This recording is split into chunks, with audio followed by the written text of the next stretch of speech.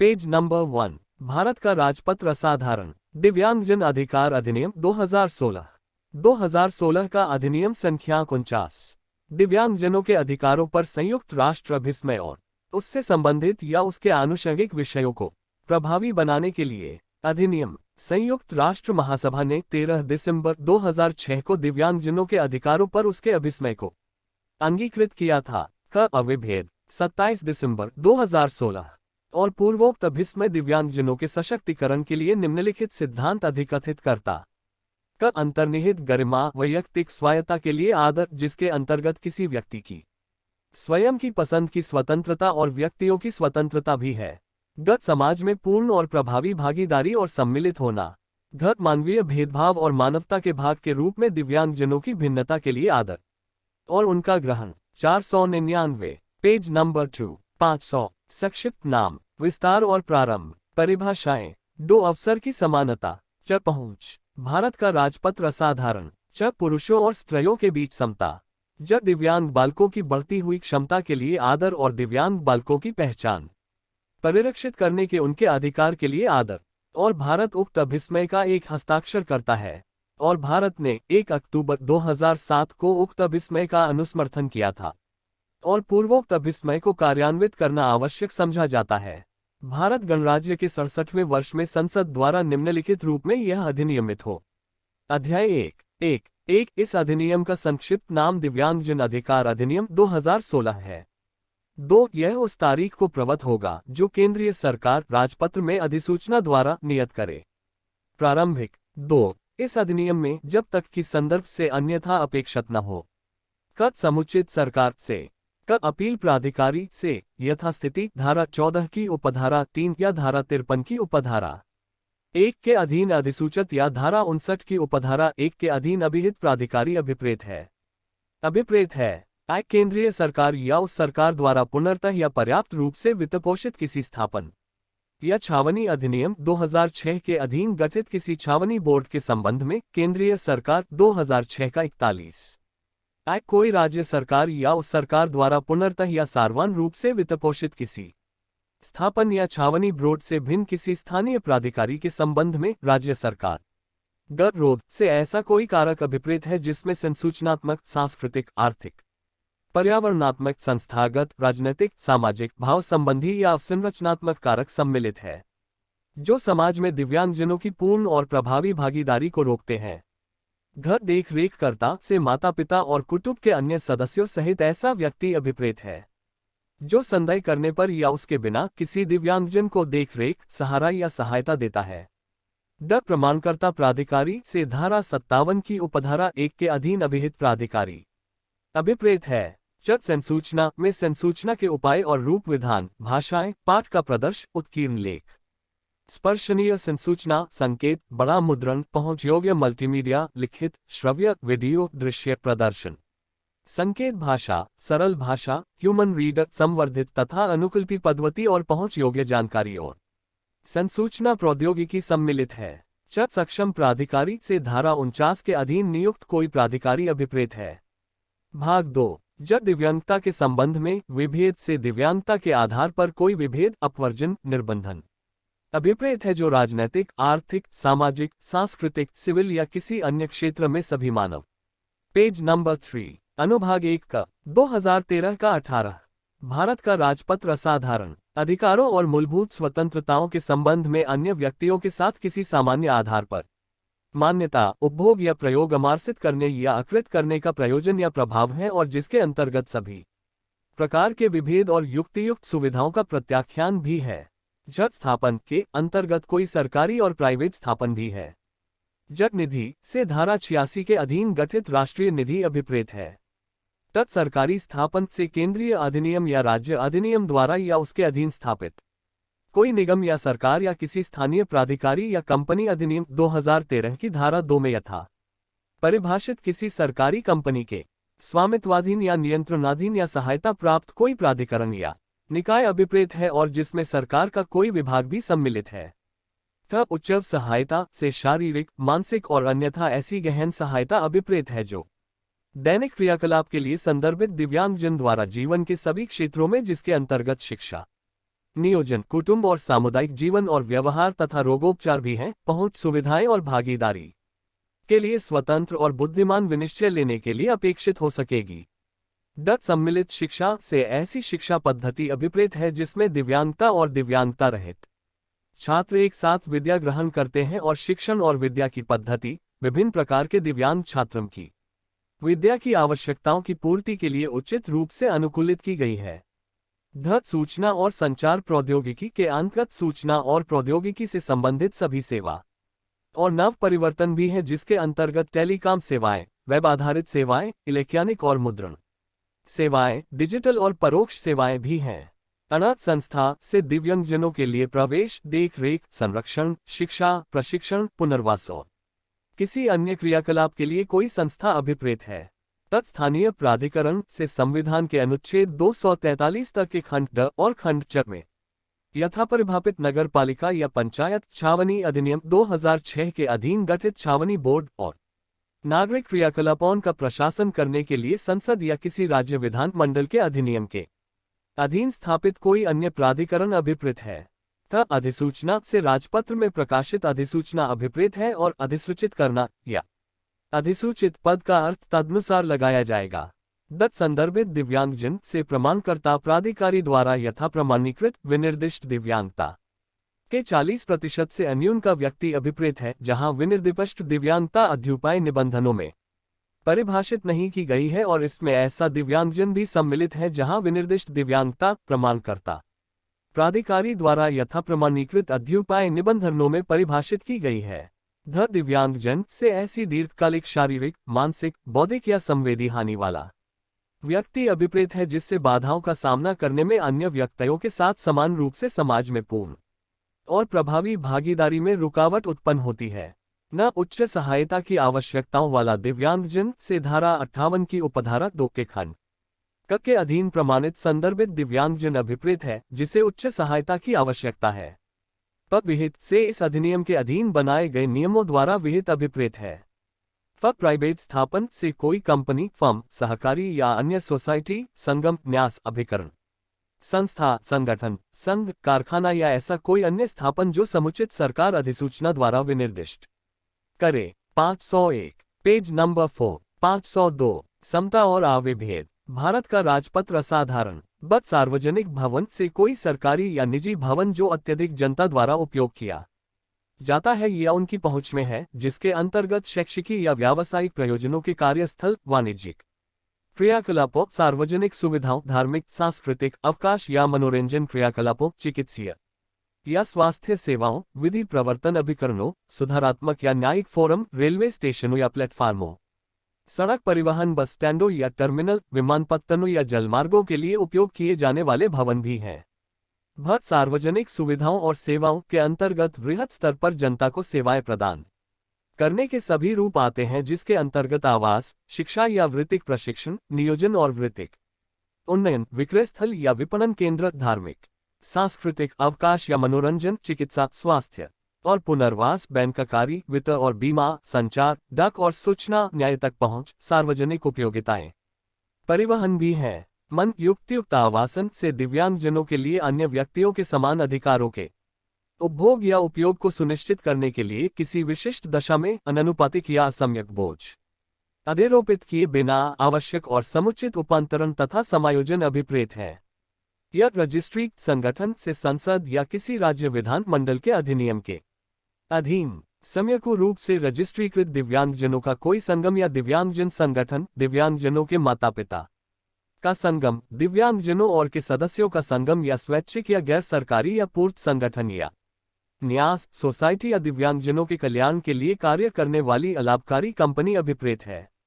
यह पुनर्वास से दिव्यांगजनों को अनुकूलतम शारीरिक, संवेदी, बौद्धिक, मनोवैज्ञानिक, पर्यावरणीय या सामाजिक कार्य के स्तरों को प्राप्त करने और उनको बनाए रखने में समर्थ बनाने के उद्देश्य से कोई प्रक्रिया निर्दिष्ट है।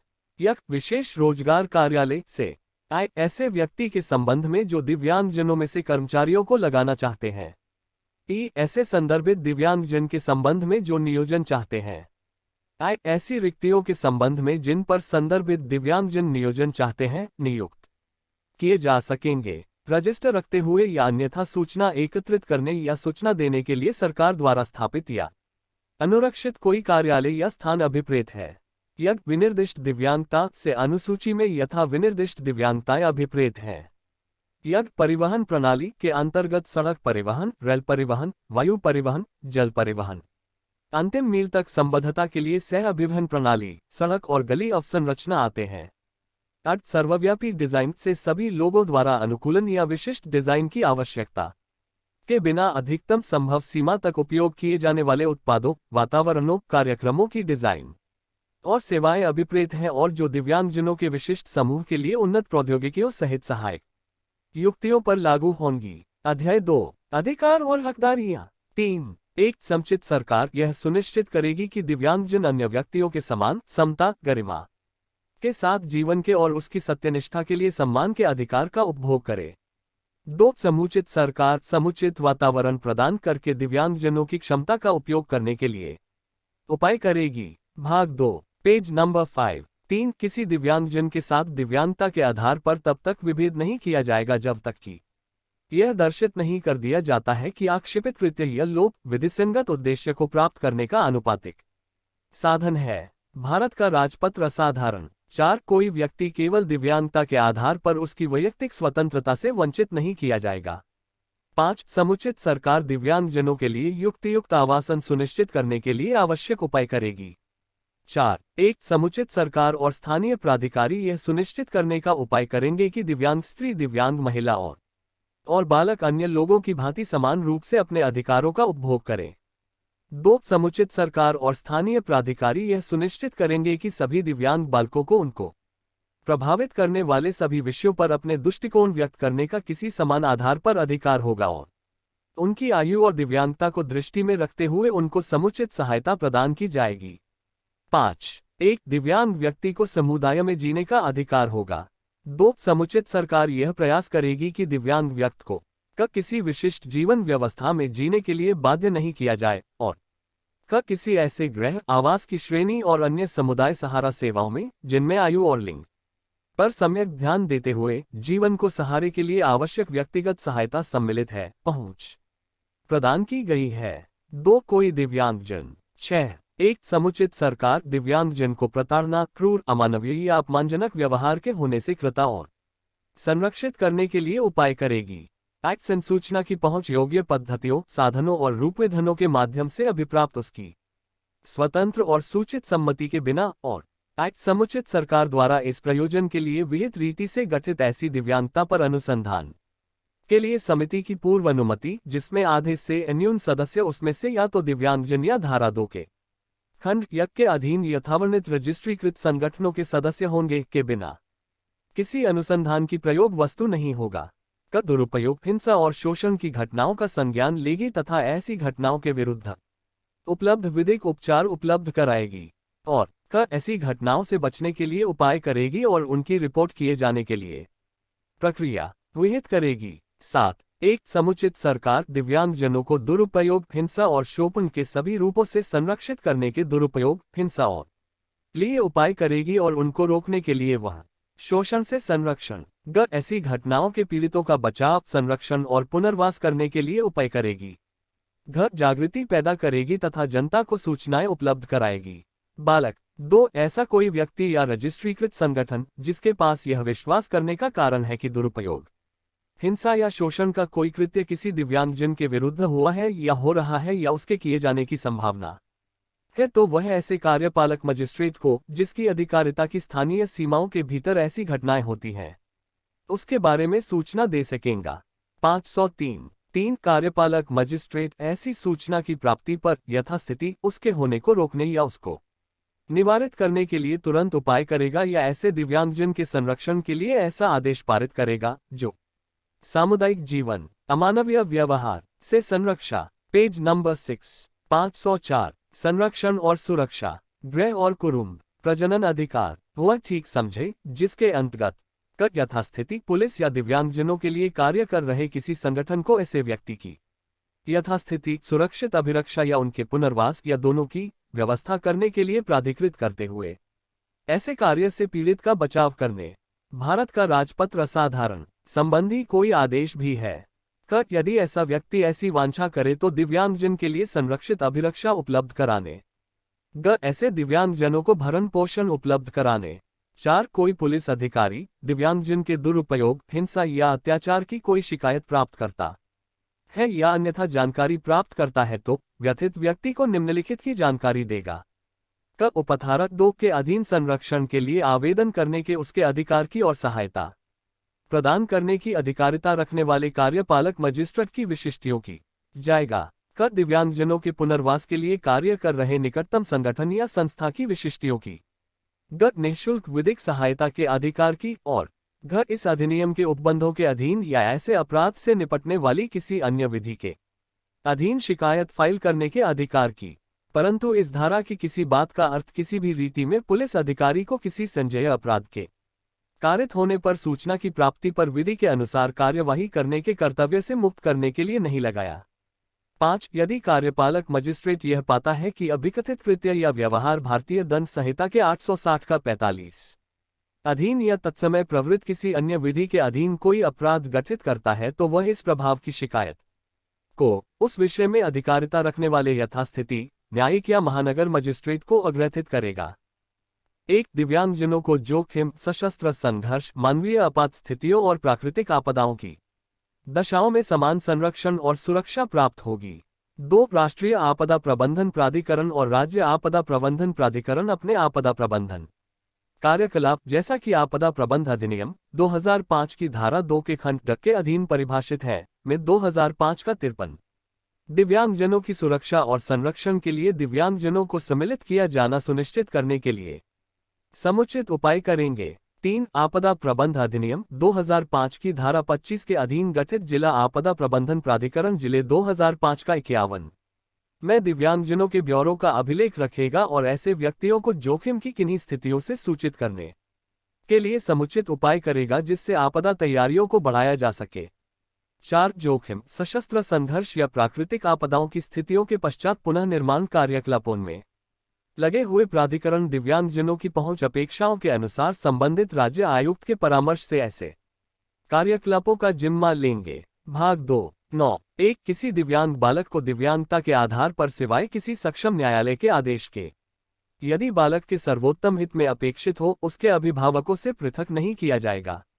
2 जहां अभिभावक दिव्यांग बालक की देखभाल करने में असमर्थ हैं तो सक्षम न्यायालय ऐसे बालक को उसके नजदीकी नातेदारों के पास रखेगा और ऐसा न हो पाने पर कौटुंबिक परिवेश में, समुदाय में या आपवादिक दशाओं में यथापेक्षित समुचित सरकार या गैर सरकारी संगठनों द्वारा चलाए जा रहे आश्रय स्थलों में रखेगा। 10 1 समुचित सरकार यह सुनिश्चित करेगी कि दिव्यांगजन की प्रजनन और परिवार नियोजन के बारे में समुचित जानकारी तक पहुंच हो।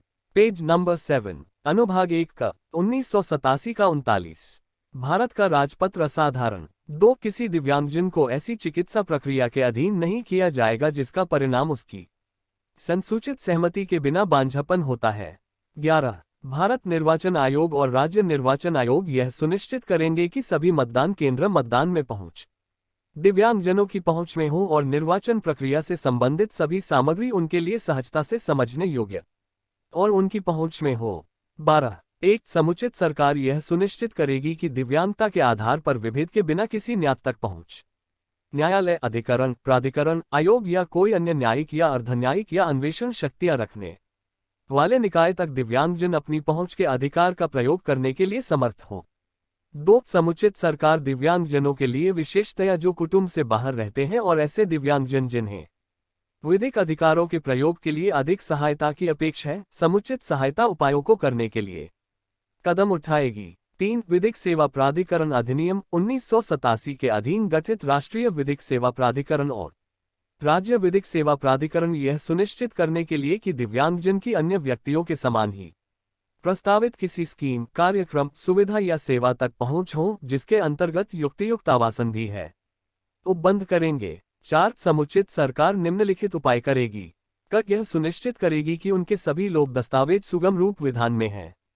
क यह सुनिश्चित करेगी कि फाइल करने वाले विभागों, रजिस्ट्री या किसी अन्य अभिलेख कार्यालय में सुगम रूप विधान में दस्तावेजों और साक्ष्य को फाइल करने, भंडार में रखने और निर्दिष्ट करने में समर्थ बनाने के लिए आवश्यक उपस्कर की पूर्ति कर दी गई है और गत दिव्यांगजनों द्वारा उनकी अधिमानी भाषा और उनकी संसूचना के माध्यमों में दिए गए परिसाक्ष्य, बहस या मत के अभिलेखीकरण को सुकर बनाने के लिए सभी आवश्यक सुविधाएं और उपस्कर उपलब्ध कराएगी। 13 एक समुचित सरकार यह सुनिश्चित करेगी कि दिव्यांगजन अन्य व्यक्तियों के समान रूप से स्थावर स्थितिक सामर्थ्य या जंगम संपत्ति का स्वामित्व या विरासत, उनके वित्तीय मामलों के नियंत्रण का अधिकार रखेंगे और बैंक ऋण, बंधक और वित्तीय प्रत्यय के अन्य रूपों तक पहुंच रखेंगे। 2 समुचित सरकार यह सुनिश्चित करेगी कि दिव्यांगजन जीवन से सभी पहलों में अन्य व्यक्तियों के समान आधार पर विधिक सामर्थ्य का उपभोग करे और विधि के समक्ष अन्य व्यक्तियों के रूप में समान मान्यता का अधिकार रखें। 3 जब सहायता प्रदान करने वाले किसी व्यक्ति और किसी दिव्यांगजन के मध्य विशिष्टया वित्तीय, सांपत्तिक या किसी अन्य आर्थिक संव्यवहार को लेकर हितों का कोई विरोध उत्पन्न हो जाता है, तब ऐसी सहायता प्रदान करने वाला व्यक्ति उक्त संव्यवहार में दिव्यांगजन को सहायता प्रदान करने से प्रवृत्त रहेगा। परंतु हितों के विरोध की कोई उपधारणा इस आधार पर ही नहीं होगी कि सहायता देने वाला व्यक्ति दिव्यांगजन का रक्त, विवाह संबंध या दत्तक ग्रहण से नातेदार है।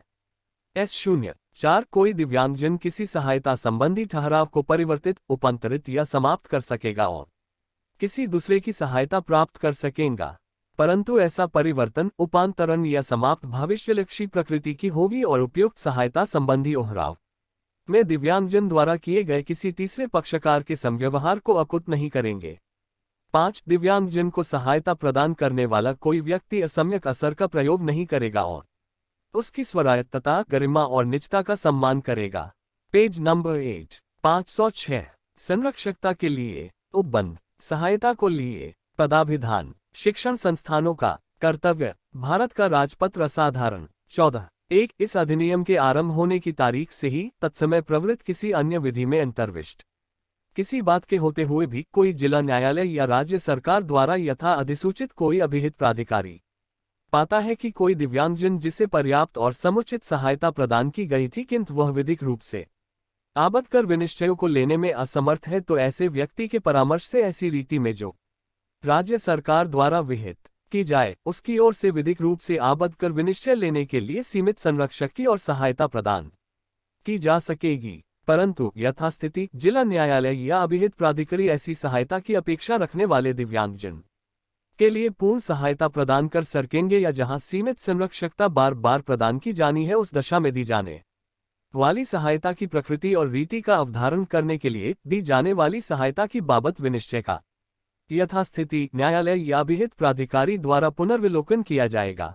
स्पष्टीकरण, इस धारा के प्रयोजनों के लिए सीमित संरक्षकता से संयुक्त विनिश्चय की एक प्रणाली अभिप्रेत है जो संरक्षक और दिव्यांगजन के मध्य पारस्परिक समझदारी और भरोसे पर प्रचालित है, जो विनिर्दिष्ट अवधि और विनिर्दिष्ट विनिश्चय तथा स्थिति तक सीमित होगी और दिव्यांगजन की इच्छानुसार कार्य करेगी। 2 इस अधिनियम के आरंभ होने की तारीख से ही दिव्यांगजन के लिए तत्समय प्रवृत्त किसी विधि के किसी उपबंध के अधीन नियुक्त प्रत्येक संरक्षक को सीमित संरक्षक के रूप में कार्य करने के लिए समझा जाएगा। 3 किसी विधिक संरक्षक की नियुक्ति करने के अभिहित प्राधिकारी के विनिश्चय द्वारा व्यथित कोई दिव्यांगजन ऐसे अपीलीय प्राधिकारी को अपील कर सकेगा जिसे इस प्रयोजन के लिए राज्य सरकार द्वारा अधिसूचित किया जाए। 15(1) समुचित सरकार दिव्यांगजनों के विधिक सामर्थ्य के प्रयोग करने में उनकी सहायता करने के लिए समुदाय को गतिशील करने और सामाजिक जागरूकता सृजित करने के लिए एक या अधिक प्राधिकारियों को अभिहित करेगी। 2 उपधारा 1 के अधीन अभिहित प्राधिकारी संस्थान में रहने वाले और जिन्हें अधिक सहायता की आवश्यकता है दिव्यांगजनों द्वारा विधिक साथ के प्रयोग के लिए उपयुक्त सहायता संबंधी ठहरावों की स्थापना करने के लिए उपाय करेगा और कोई अन्य उपाय जो अपेक्षित हो करेगा। अध्याय 3 शिक्षा 16 समुचित सरकार और स्थानीय प्राधिकारी प्रयास करेंगे कि उनके द्वारा सभी वित्तपोषित व मान्यता प्राप्त शिक्षण संस्थाएं दिव्यांग बालकों के लिए सम्मिलित शिक्षा प्रदान करें और इस संबंध में निम्नलिखित उपाय करेगी। उन्हें बिना किसी विभेद के प्रवेश देना और अन्य व्यक्तियों के समान खेल और आमोद प्रमोद गतिविधियों के लिए अवसर प्रदान करना। भवन, परिसर और विभिन्न सुविधाओं तक पहुंच बनाना। व्यक्तिगत अपेक्षाओं के अनुसार युक्त वास सुविधा प्रदान करना। ऐसे वातावरण में जो पूर्ण समावेशन के ध्येय के संगत शैक्षणिक और सामाजिक विकास को उच्चतम सीमा तक बढ़ाते हैं, व्यक्तिपरक या अन्यथा आवश्यकता सहायता प्रदान करना। यह सुनिश्चित करना कि ऐसे व्यक्ति को जो अंधा या बधिर या दोनों है, संसूचना की समुचित भाषाओं और रीतियों तथा साधनों में शिक्षा प्रदान करना। बालकों में विनिर्दिष्ट विद्या दिव्यांगताओं का शीघ्रतम पता लगाना और उन पर काबू पाने के लिए उपयुक्त शैक्षणिक और अन्य उपाय करना। प्रत्येक दिव्यांग छात्र के संबंध में शिक्षा के प्राप्ति स्तरों और पूर्णता के रूप में उसकी भागीदारी प्रगति को मॉनिटर करना। दिव्यांग बालकों और उच्च सहायता की आवश्यकता वाले दिव्यांग बालकों के परिचय के लिए भी परिवहन सुविधाएं उपलब्ध कराना। भाग 2, पेज नंबर 9, अनुभाग का भारत का राजपत्र असाधारण 17 समुचित सरकार और स्थानीय प्राधिकारी धारा 16 के प्रयोजन के लिए निम्नलिखित उपाय करेंगे। सम्मिलित शिक्षा का दिव्यांग बालकों की पहचान करने के लिए उनकी विशेष आवश्यकताओं को अभिनिश्चित करने और उस परिमाण के संबंध में जहां तक उन्हें वह पूरा कर लिया गया है, स्कन जाने वाले बालकों के लिए हर 5 वर्ष में सर्वेक्षण करना। परंतु पहला सर्वेक्षण इस अधिनियम के प्रारंभ की तारीख से 2 वर्ष की अवधि के भीतर किया जाएगा। पर्याप्त संख्या में शिक्षक प्रशिक्षण संस्थाओं को स्थापित करना। शिक्षकों को, जिसके अंतर्गत दिव्यांग अध्यापक भी हैं जो सांकेतिक भाषा और ब्रेल में अर्हित है, और ऐसे शिक्षकों को भी जो बौद्धिक रूप में दिव्यांग बालकों के अध्यापन में प्रशिक्षित हैं, प्रशिक्षित और नियोजित करना। स्कूली शिक्षा के सभी स्तरों पर सम्मिलित शिक्षा में सहायता करने के लिए वृत्तिकों और कर्मचारी वृंद को प्रशिक्षित करना। स्कूली शिक्षा के सभी स्तरों पर शैक्षिकी संस्थाओं की सहायता के लिए संसाधन केंद्रों को पर्याप्त संख्या में स्थापित करना। वाक्शक्ति संप्रेषण या भाषा दिव्यांगता वाले व्यक्तियों के दैनिक संप्रेषण की आवश्यकताओं को पूरा करने के लिए किसी की स्वयं की वाक्शक्ति के उपयोग की इनपूर्ति के लिए संप्रेषण, ब्रेल और सांकेतिक भाषा के साधनों और रूपविधानों सहित समुचित संवर्धी और अनुकल्पी पद्धतियों के प्रयोग का संवर्धन करना। संदर्भित दिव्यांग छात्रों को 18 वर्ष की आयु तक पुस्तकें, अन्य विद्या सामग्री और समुचित सहायक युक्तियां निःशुल्क उपलब्ध कराना। संदर्भित दिव्यांग छात्रों के समुचित मामलों में छात्रवृत्ति प्रदान करना। दिव्यांग छात्रों की आवश्यकता को पूरा करने के लिए पाठ्यक्रम और परीक्षा प्रणाली में उपयुक्त रूपांतरण करना, जैसे परीक्षा पत्र को पूरा करने के लिए अधिक समय, एक लिपिक या लेखक की सुविधा, दूसरी और तीसरी भाषा के पाठ्यक्रमों से छूट। विद्या में सुधार के लिए अनुसंधान को बढ़ावा देना और कोई अन्य उपाय जो अपेक्षित हो।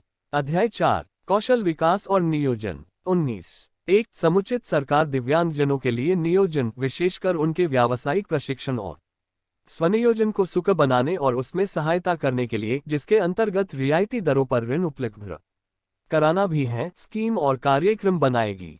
18 समुचित सरकार या स्थानीय प्राधिकारी प्रीढ़ शिक्षा में दिव्यांगजनों की भागीदारी को संवर्धित, प्रौढ़ शिक्षा संरक्षित और सुनिश्चित करने के लिए और अन्य व्यक्तियों के समान शिक्षा कार्यक्रम जारी रखने के लिए उपाय करेंगे। 2 उपधारा 1 में निर्दिष्ट स्कीमों और कार्यक्रमों में निम्नलिखित उपबंध होंगे। सभी मुख्य धारा के औपचारिक और गैर औपचारिक वृत्तिक और कौशल प्रशिक्षण स्कीम और कार्यक्रमों में दिव्यांगजनों को सम्मिलित किया जाना को संवर्धित करने, 507 और सुकर बनाने के लिए विनिर्दिष्ट उपयुक्त व्यावसायिक प्रशिक्षण और स्वनियोजन। पेज नंबर 10, 508 नियोजन में विभेद न करना, समान अवसर नीति, अभिलेखों का रखा जाना, शिकायत प्रतितोष, नियुक्ति। भारत का राजपत्र असाधारण यह सुनिश्चित करना कि किसी दिव्यांगजन को विनिर्दिष्ट प्रशिक्षण प्राप्त करने के लिए पर्याप्त सहायता और सुविधाएं प्राप्त हैं। ऐसे दिव्यांगजनों के लिए जो विकासात्मक, बौद्धिक, बहुविध दिव्यांगता स्वप्रायणता वाले हैं, अनन्य कौशल प्रशिक्षण कार्यक्रम बनाना, जिनका प्रभावी संयोजन बाजार के साथ हो। रियायती दर पर ऋण, जिसके अंतर्गत सूक्ष्म उधार भी है। दिव्यांगजनों द्वारा बनाए गए उत्पादों का विपणन और कौशल प्रशिक्षण और स्वनियोजन में की गई प्रगति पर असंकलित डाटा बनाए रखना, जिसके अंतर्गत दिव्यांगजन भी हैं। 20 कोई भी सरकारी स्थापन नियोजन से संबंधित किसी मामले में किसी दिव्यांगजन के विरुद्ध विभेद नहीं करेगा, परंतु समुचित सरकार किसी स्थापन में किए जाने वाले कार्यों के प्रकार को ध्यान में रखते हुए अधिसूचना द्वारा और ऐसे निबंधनों के अधीन रहते हुए, यदि कोई हो, इस धारा के उपबंधों से किसी स्थापन को छूट प्रदान कर सकेगी, करेगा। 2 प्रत्येक स्थापन दिव्यांग कर्मचारियों को युक्तियुक्त आवासन और समुचित अवरोध मुक्त तथा सहायक वातावरण उपलब्ध कराएगा। 3 केवल दिव्यांगता के आधार पर किसी व्यक्ति को प्रोन्नति से इनकार नहीं किया जाएगा। 4 कोई सरकारी स्थापन किसी ऐसे कर्मचारी को जो अपनी सेवा के दौरान कोई दिव्यांगता ग्रहण करता है उससे अभिमुक्त या उसके में कमी नहीं करेगा, परंतु यदि कोई कर्मचारी दिव्यांगता ग्रहण करने के पश्चात उस पद के लिए उपयुक्त नहीं रह जाता है जिसे वह धारित करता है तो उसे समान वेतनमान और सेवा के फायदों के साथ किसी अन्य पद पर स्थानांतरित किया जाएगा। परंतु यह और कि यदि कर्मचारी को किसी अन्य पद पर समायोजित करना संभव नहीं है तो वह उपयुक्त पद उपलब्ध होने तक या अधिवर्षता की आयु प्राप्त होने तक इनमें से जो पूर्ववर्ती हो किसी अधिसंख्या पद पर रखा जा सकेगा। 5 समुचित सरकार दिव्यांग कर्मचारियों की तैनाती और स्थानांतरण के लिए नीति बना सकेगी।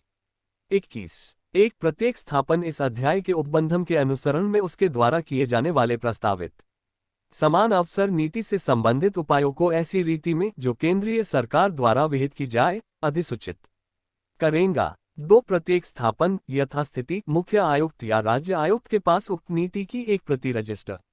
22 एक प्रत्येक स्थापन इस अध्याय के उपबंधों के अनुपालन में उपलब्ध कराए गए नियोजन सुविधाओं के मामलों के संबंध में दिव्यांग व्यक्तियों के अभिलेख रखेगा और अन्य आवश्यक जानकारी ऐसे प्रारूप और ऐसी रीति में जो केंद्रीय सरकार द्वारा विहित की जाए रखेगा। 2 प्रत्येक रोजगार कार्यालय रोजगार चाहने वाले दिव्यांग व्यक्तियों के अभिलेख रखेगा। 3 उपधारा 1 के अधीन रखे गए अभिलेख ऐसे व्यक्तियों द्वारा जो समुचित सरकार द्वारा उनके निमित्त प्राधिकृत किए जाए सभी युक्तियुक्त समयों पर निरीक्षण के लिए खुले रहेंगे। 23 एक प्रत्येक सरकारी स्थापन धारा 19 के प्रयोजन के लिए एक शिकायत प्रतितोष अधिकारी नियुक्त करेगा और यथास्थिति मुख्य आयुक्त या राज्य आयुक्त को ऐसे अधिकारी की नियुक्ति के बारे में सूचना देगा। भाग 2 पेज नंबर 11 अनुभाग का 2 धारा 20 के उपबंधों के अनुपालन से व्यथित कोई व्यक्ति शिकायत प्रतितोष अधिकारी को शिकायत फाइल कर सकेगा जो उसका अन्वेषण करेगा और सुधार कार्रवाई के लिए स्थापन से मामले को विचार में लेगा।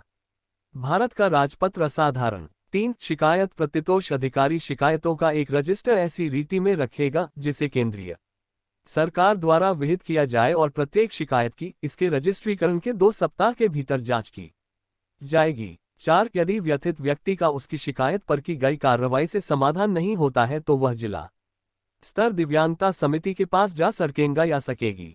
अध्याय 5 सामाजिक सुरक्षा स्वास्थ्य पुनर्वास और आमोद प्रमोद। 24 एक समुचित सरकार उसकी आर्थिक क्षमता और विकास की सीमा के भीतर उनके स्वतंत्र रूप से सामाजिक सुरक्षा या समुदाय में रहने के लिए उन्हें समर्थ बनाने के लिए पर्याप्त जीवन स्तर के लिए दिव्यांगजनों के अधिकारों की सुरक्षा और संवर्धन के लिए आवश्यक स्कीमें और कार्यक्रम बनाएगी। परंतु ऐसी स्कीमों और कार्यक्रमों के अधीन दिव्यांगजनों को सहायता का परिमाण अन्य व्यक्तियों के लिए लागू उन्हीं स्कीमों से कम 25% अधिक होगा। 2 समुचित सरकार इन स्कीमों और कार्यक्रमों को बनाने को समय दिव्यांगता लिंग आयु और सामाजिक आर्थिक परिस्थिति की विविधता पर सम्यक विचार करेगी। 3 उपधारा 1 के अधीन स्कीम में निम्नलिखित के लिए उपबंध होंगे। कद सुरक्षा स्वच्छता स्वास्थ्य देखरेख और परामर्श के रूप में अच्छी जीवन परिस्थितियों सहित सामुदायिक केंद्र का ऐसे व्यक्तियों के लिए जिसके अंतर्गत दिव्यांग बालक भी है जिनका कुटुंब नहीं है या जो परित्यक्त या बिना आश्रय या जीवन निर्वाह के हैं सुविधाएं सहायता कराना गत प्राकृतिक या मानव निर्मित आपदा के दौरान और संघर्ष के क्षेत्र में सहायता घर दिव्यांग महिलाओं के जीवन निर्वाह के लिए और उनके बालकों के पालन पोषण के लिए सुरक्षित पेयजल और समुचित तथा पहुंच में स्वच्छता सुविधाएं विशेषतया नगरीय गंदी बस्ती और ग्रामीण क्षेत्रों में पहुंच। ऐसी आय की सीमा जो अधिसूचित की जाए के साथ दिव्यांग व्यक्तियों को निःशुल्क सहायता और साधित्र औधिया और नैदानिक सेवाएं तथा सुधारात्मक शल्य चिकित्सा उपलब्ध। ऐसी आय की सीमा जो अधिसूचित की जाए के अधीन रहते हुए दिव्यांग व्यक्तियों को दिव्यांगता पेंशन 2 वर्ष से अधिक की अवधि के लिए विशेष रोजगार कार्यालय में रजिस्ट्रीकृत ऐसे दिव्यांग व्यक्तियों को बेरोजगारी भत्ता जिन्हें लाभपूर्ण व्यवसाय में नहीं रखा जा सका था। उच्च सहायता की आवश्यकताओं वाले दिव्यांगजनों के लिए देखरेख प्रदाता भत्ता। ऐसे दिव्यांगजनों के लिए व्यापक बीमा स्कीम जो राज्य कर्मचारी बीमा स्कीम या किसी अन्य कानूनी या सरकार द्वारा प्रायोजित बीमा स्कीम के अंतर्गत नहीं आते हैं। 509 तक कोई अन्य विषय जिसे समुचित सरकार ठीक समझे। पेज नंबर 12 510 स्वास्थ्य देखरेख पुनर्वास अनुसंधान और विकास। 25 एक समुचित सरकार और स्थानीय प्राधिकारी दिव्यांगजनों को निम्नलिखित उपलब्ध कराने के लिए उपाय करेगी। क ऐसी कुटुंबाएं जो अधिसूचित की जाए के अधीन रहते हुए आसपास विषय पता ग्रामीण क्षेत्रों में निःशुल्क स्वास्थ्य देखरेख। भारत का राजपत्र असाधारण। क सरकार के सभी भागों और निजी अस्पतालों तथा अन्य स्वास्थ्य देखरेख संस्थाओं और केंद्रों में बाधा रहित पहुंच करेंगे। 2 समुचित सरकार और स्थानीय प्राधिकारी स्वास्थ्य देखरेख की अभिवृद्धि और दिव्यांगता की घटनाओं को रोकने के लिए उपाय करेंगे और स्कीम या कार्यक्रम बनाएंगे और उक्त प्रयोजनों के लिए निम्नलिखित कराना। ग परिचय और उपचार में पूर्विकता। क दिव्यांगता की घटनाओं के कारणों से संबंधित सर्वेक्षण, अन्वेषण और अनुसंधान करना या क दिव्यांगता को रोकने के लिए विभिन्न पद्धतियों को प्रोन्नत करना। ग जोखिम के मामलों की पहचान करने के प्रयोजन के लिए वर्ष में कम से कम एक बार सभी बालकों की जांच करना। घ प्राथमिक स्वास्थ्य केंद्रों पर कर्मचारीवृंद को प्रशिक्षण के लिए सुविधाएं उपलब्ध कराना। ड जागरूकता अभियान प्रायोजित करना या कराना और साधारण आरोग्य, स्वास्थ्य और स्वच्छता के लिए जानकारी का प्रसार करना या कराना। च माता और बालक की प्रसव पूर्व, प्रसव के दौरान और प्रसव के पश्चात देखरेख के लिए उपाय करना। च पूर्व स्कूल, प्राथमिक स्वास्थ्य केंद्रों, ग्राम स्तर कार्यकर्ताओं और आंगनवाड़ी कार्यकर्ताओं के माध्यम से जनता को शिक्षित करना। ज दिव्यांगता के कारणों और अंगीकृत किए जाने वाले निरोधात्मक उपायों को टेलीविजन, रेडियो और अन्य जन संचार साधनों के माध्यम से जनता के मध्य जागरूकता उत्पन्न करना। ज प्राकृतिक आपदाओं और अन्य जोखिम की स्थितियों के समय के दौरान स्वास्थ्य देखरेख, जीवन रक्षक आपात उपचार और प्रक्रियाओं के लिए आवश्यक चिकित्सीय सुविधाएं और तब विशेषतया दिव्यांग स्त्रियों के लिए लैंगिक और प्रजनक स्वास्थ्य देखरेख। 26 समुचित सरकार अधिसूचना द्वारा दिव्यांग कर्मचारियों के लिए बीमा स्कीमें बनाएगी। 27 एक समुचित सरकार और स्थानीय प्राधिकारी सभी दिव्यांगजनों के लिए विशिष्टतया स्वास्थ्य, शिक्षा और नियोजन के क्षेत्रों में उनकी आर्थिक क्षमता और विकास के भीतर सेवाओं और पुनर्वास के कार्यक्रमों की जिम्मेवारी लेंगे या जिम्मेवारी दिलाएंगे। 2 उपधारा 1 के प्रयोजनों के लिए समुचित सरकार और स्थानीय प्राधिकारी गैर सरकारी संगठनों को वित्तीय सहायता प्रदान कर सकेंगे। 3 समुचित सरकार और स्थानीय प्राधिकारी पुनर्वास स्कीम, पुनर्वास नीतियों की विरचना के समय दिव्यांगजनों के लिए कार्यरत गैर सरकारी संगठनों से परामर्श करेंगे। 28 समुचित सरकार ऐसे मुद्दों पर व्यष्टियों या संस्थाओं के माध्यम से जिनसे आवास और पुनर्वास और ऐसे अन्य मुद्दे जो दिव्यांगजनों के लाभ के लिए आवश्यक समझे जाएं, के भाष्यम से अनुसंधान और विकास आरंभ करेगी या कराएगी। भाग 2 पेज नंबर 13 अनुभाग 1 का भारत का राजपत्र असाधारण। 29 समुचित सरकार और स्थानीय प्राधिकारी सभी दिव्यांगजनों के अधिकारों के संवर्धन, संरक्षण और संस्कृति और अन्य व्यक्तियों के समान आमोद प्रमोद गतिविधियों में भागीदारी के उपाय करेंगे, जिसके अंतर्गत निम्नलिखित भी आमोद प्रमोद क दिव्यांग कलाकारों और लेखकों को उनकी अभिरुचि और प्रतिभा को बढ़ाने के लिए सुविधा, सहायता और प्रायोजन। क दिव्यांगता इतिहास संग्रहालय की स्थापना जो दिव्यांगजनों के ऐतिहासिक अनुभवों को लिपिबद्ध और उनका निर्वचन करते हैं। बनाना। ग दिव्यांगजनों तक कला को सुगम बनाना। घ आमोद प्रमोद केंद्रों और अन्य सामाजिक गतिविधियों का संवर्धन करना।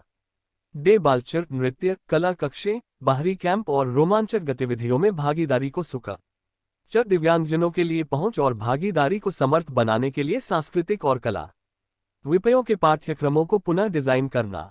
च आमोद प्रमोद गतिविधियों में दिव्यांगजनों के लिए पहुंच और उनको सम्मिलित करने को सुख बनाने के लिए तकनीकी सहायक युक्तियां और उपकरणों का विकास करना। और जब सुनिश्चित करना कि श्रवण शक्ति के हवास के व्यक्ति सांकेतिक भाषांतरण या उपशीर्षक सहित टेलीविजन कार्यक्रमों तक पहुंच कर सके। 30 एक समुचित सरकार दिव्यांगजनों की खेलकूद गतिविधियों में प्रभावी भागीदारी को सुनिश्चित करने खेलकूद के लिए उपाय करेगी। 2 खेलद प्राधिकारी खेलदों में भागीदारी के लिए दिव्यांगजनों के अधिकारों को सम्यक मान्यता देंगे और उनकी खेलकूद प्रतिभा के संवर्धन और विकास के लिए अपनी स्कीमों और कार्यक्रमों में दिव्यांगजनों को सम्मिलित करने के लिए सम्यक उपबंध करेंगे। 3 उपधारा 1 और उपधारा 2 में अंतर्विष्ट उपबंधों पर प्रतिकूल प्रभाव डाले बिना समुचित सरकार और खेल प्राधिकारी निम्नलिखित उपाय करेंगे। कत सभी खेलकूद गतिविधियों में दिव्यांगजनों की पहुंच, समावेशन और उनकी भागीदारी को सुनिश्चित करने के लिए पाठ्यक्रमों और कार्यक्रमों की पुनर्संरचना। क दिव्यांगजनों के लिए सभी खेलकूद गतिविधियों और अवसंरचनात्मक सुविधाओं का पुनः डिजाइन और उसमें सहायता। ग सभी दिव्यांगजनों के लिए अंतःशक्ति, प्रतिभा, सामर्थ्य और योग्यता बढ़ाने के लिए तकनीक।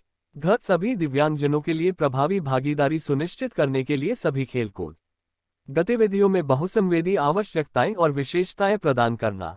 ड दिव्यांगजनों के प्रशिक्षण के लिए अत्याधुनिक खेलकूद सुविधाओं के विकास के लिए निधियों का आवंटन करना। च दिव्यांगजनों के लिए दिव्यांगता विनिर्दिष्ट खेलकूद आयोजनों को संवर्धित करना और आयोजित करना तथा ऐसे खेलकूद प्रतियोगिताओं के विजेताओं और अन्य भागीदारों को भी पुरस्कार देने को सुकर बनाना। 51 गतिविधियां। Page number 14। संदर्भित दिव्यांग बालकों को उच्च शिक्षा संस्थाओं में आरक्षण। आरक्षण के लिए प की पहचान। आरक्षण भारत का राजपत्र असाधारण संदर्भित दिव्यांगजनों के लिए विशेष उपबंध।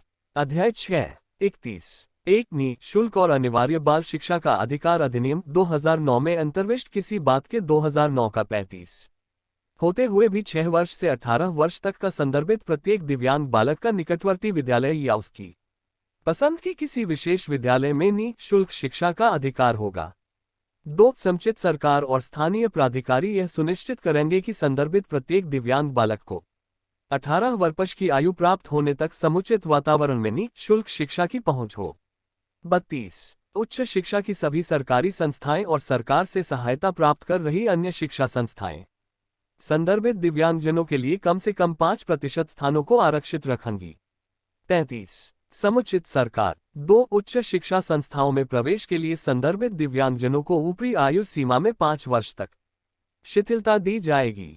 स्थापन में ऐसे पदों की पहचान करेगी जिन्हें धारा 34 के उपबंधों के अनुसार आरक्षित रिक्तियों की बाबत संदर्भित दिव्यांगजनों से संबंधित प्रवर्ग के व्यक्तियों द्वारा धारण किया जा सकता है। ऐसे पदों की पहचान करने के लिए संदर्भित दिव्यांगजनों के प्रतिनिधित्व के साथ विशेषज्ञ समिति का गठन करेगी। पहचाने गए पदों का 3 वर्ष से अधिक अंतराल पर आवधिक पुनर्विलोकन करेगी। 34 प्रत्येक समुचित सरकार प्रत्येक सरकारी स्थापन में नियुक्ति के लिए संदर्भित दिव्यांगजनों द्वारा भरे जाने के लिए आश्रित पदों के प्रत्येक समूह से प्रवर्ग में कुल रिक्तियों की संख्या का 4% संदर्भित दिव्यांगजनों के लिए आरक्षित करेगी। क अंध और निम्न दृष्टि। क बधिर और श्रवण शक्ति में हास। ग चलन दिव्यांगता जिसके अंतर्गत प्रमस्तिष्कघात रोग मुक्त कुप्त बौनापन तेजा पराक्रमण के पीड़ित और पेशीय दुष्पोषण भी है। घ स्वप्रायणता बौद्धिक दिव्यांगता विशिष्ट अधिगम दिव्यांगता और मानसिक रुग्णता। ड प्रत्येक दिव्यांगता के लिए पहचान किए गए पदों में खंड क से खंड ख के अधीन व्यक्तियों में से वह दिव्यांगता जिसके अंतर्गत बधिर अंधता भी है, परंतु यह कि प्रोन्नति में आरक्षण ऐसे अनुदेशों के अनुसार होगा जो समय समय पर समुचित सरकार द्वारा जारी किए जाते हैं, परंतु यह और कि समुचित सरकार यथास्थिति मुख्य आयुक्त या राज्य आयुक्त के परामर्श से किसी सरकारी स्थापन में कार्य करने के प्रकार को ध्यान में रखते हुए अधिसूचना द्वारा और ऐसी शर्तों के अधीन रहते हुए यदि कोई हो जो ऐसी अधिसूचना में विनिर्दिष्ट की जाए, किसी सरकारी स्थापन को इस धारा के उपबंधों से छूट प्रदान कर सकेगी। भाग 2 जहां कोई रिक्ति किसी भर्ती वर्ष में उपयुक्त संदर्भित दिव्यांगजन की गैर उपलब्धता के कारण या कोई अन्य पर्याप्ति कारण से भरी नहीं जा सकेगी, ऐसी रिक्ति पश्चातवर्ती भर्ती वर्ष में अग्रणित होगी और यदि पश्चातवर्ती भर्ती वर्ष में भी उपयुक्त संदर्भित दिव्यांगजन उपलब्ध नहीं होता है तो पहले ये 5 प्रवर्गों में से अदला बदली द्वारा हो सकेगी और केवल जब उक्त वर्ष में भी पद के लिए दिव्यांगजन उपलब्ध नहीं होता है तो नियोक्ता किसी दिव्यांगजन से भिन्न किसी व्यक्ति की नियुक्ति द्वारा रिक्ति को भर सकेगा। पेज नंबर 15 भारत का राजपत्र असाधारण, परंतु यदि किसी स्थापन में रिक्तियों की प्रकृति ऐसी है कि दिए गए प्रवर्गों के व्यक्तियों को नियोजित नहीं किया जा सकता तो रिक्तियों की समुचित सरकार के पूर्व अनुमोदन से 5 प्रवर्गों में अदला बदली की जा सकेगी। 3 समुचित सरकार अधिसूचना द्वारा संदर्भित दिव्यांगजनों के नियोजन के लिए ऊपरी आयु सीमा में ऐसा शिथिलीकरण प्रदान कर सकेगी जैसा वह ठीक समझे।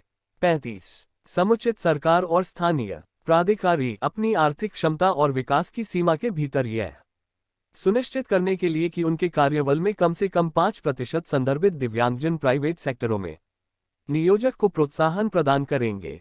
36 समुचित सरकार अधिसूचना द्वारा यह अपेक्षा कर सकेगी कि ऐसी तारीख से प्रत्येक स्थापन में नियोजक दिव्यांगजनों के लिए नियत ऐसी रिक्तियों के संबंध में जो केंद्रीय सरकार द्वारा विहित की जाए जो स्थापन में हुई है या होने वाली है, ऐसे विशेष रोजगार कार्यालय को जो केंद्रीय सरकार द्वारा अधिसूचित किया जाए ऐसी जानकारी या विवरणी भेजेगी और स्थापन उस पर ऐसी अध्यपेक्षा का पालन करेगा।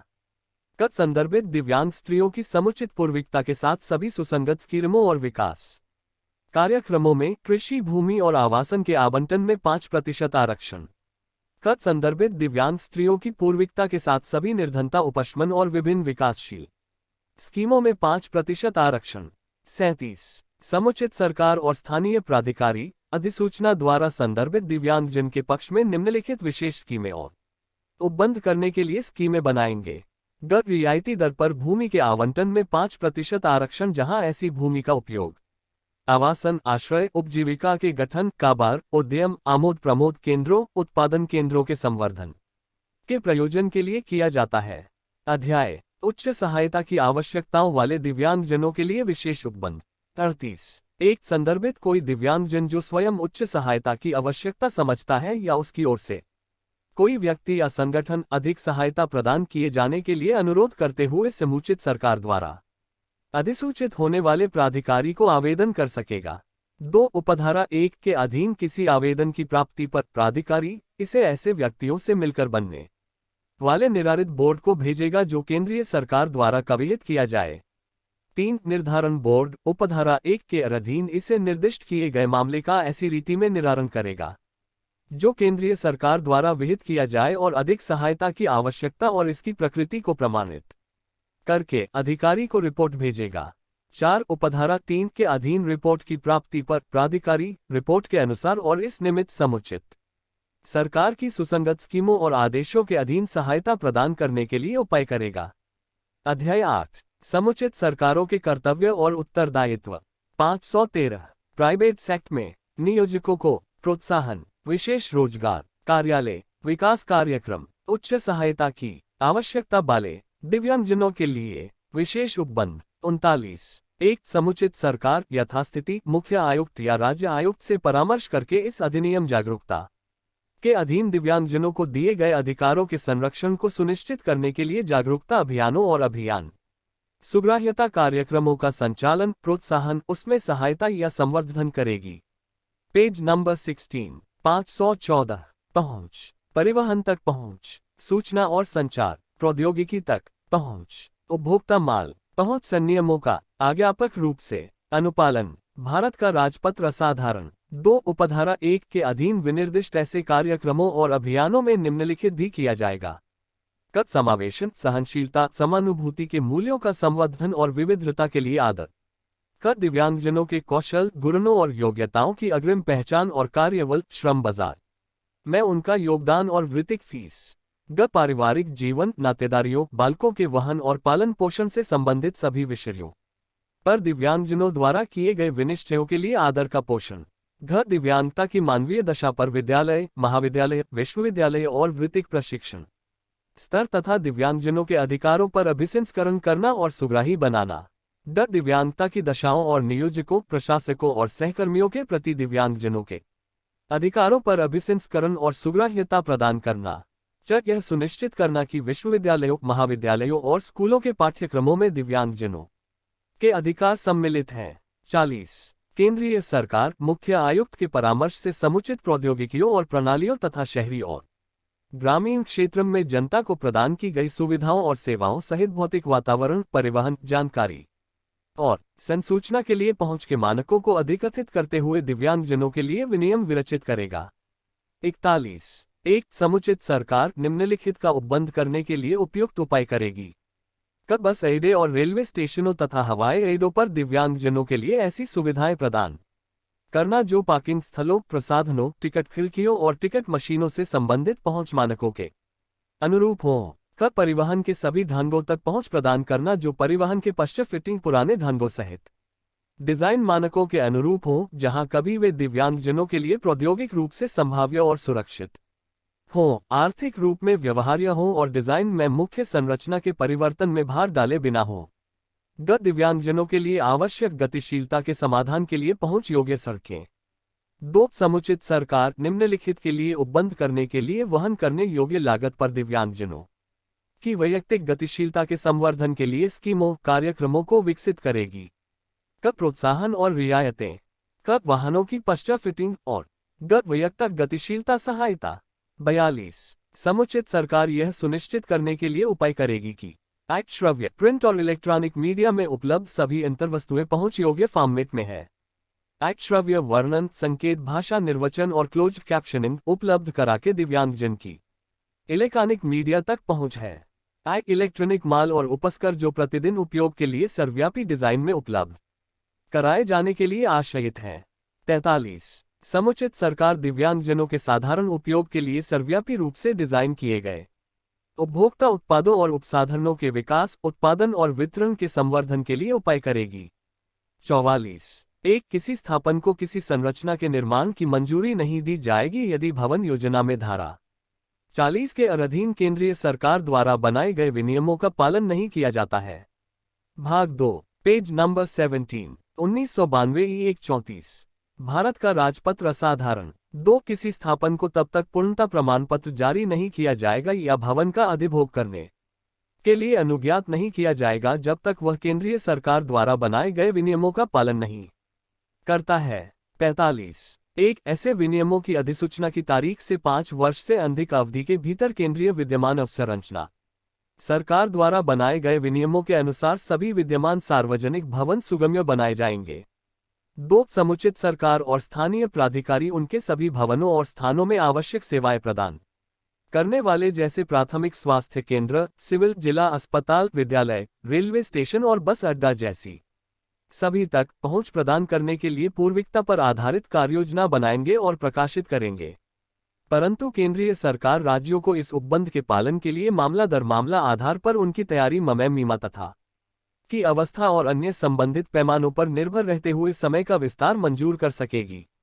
उस प्रयोजन के लिए कार्रवाई। 46, सेवा प्रदाता चाहे सरकारी हो या प्राइवेट, केंद्रीय सरकार द्वारा धारा 40 के अधीन पहुंच पर बनाए गए नियमों के अनुसार ऐसे नियमों की अधिसूचना की तारीख से 2 वर्ष की कालावधि के भीतर सेवाएं प्रदान करेगा। परंतु केंद्रीय सरकार मुख्य आयुक्त के परामर्श से उक्त नियमों के अनुसार कतिपय प्रवर्ग की सेवाएं प्रदान करने के लिए समय का विस्तार मंजूर कर सकेगी। 47, एक, भारतीय पुनर्वास परिषद अधिनियम 1992 के अधीन गठित भारतीय पुनर्वास परिषद के किसी कृत्य और शक्तियों पर प्रतिकूल प्रभाव डाले बिना समुचित सरकार इस अधिनियम के प्रयोजनों के लिए मानव संसाधन का विकास करने के लिए प्रयास करेगी और उस ध्येय के लिए निम्नलिखित करेगी। क, पंचायती राज सदस्यों, विधायकों, प्रशासकों, पुलिस पदाधिकारियों, न्यायाधीशों, वकीलों के प्रशिक्षण के लिए सभी पाठ्यक्रमों में दिव्यांगता के अधिकारों पर आज्ञापक प्रशिक्षण। खूब विद्यालयों, महाविद्यालयों और विश्वविद्यालयों के अध्यापकों, चिकित्सकों, नमो अर्ध चिकित्सा कार्मिकों, सामाजिक कल्याण अधिकारियों, ग्रामीण विकास अधिकारियों, आशा कार्यकर्ताओं, आंगनवाड़ी कार्यकर्ताओं, इंजीनियरों, वास्तुविदों, अन्य वृत्तिकों और सामुदायिक कार्यकर्ताओं के लिए सभी शैक्षिकी पाठ्यक्रमों के लिए दिव्यांगता का घटक के रूप में समावेश कराना।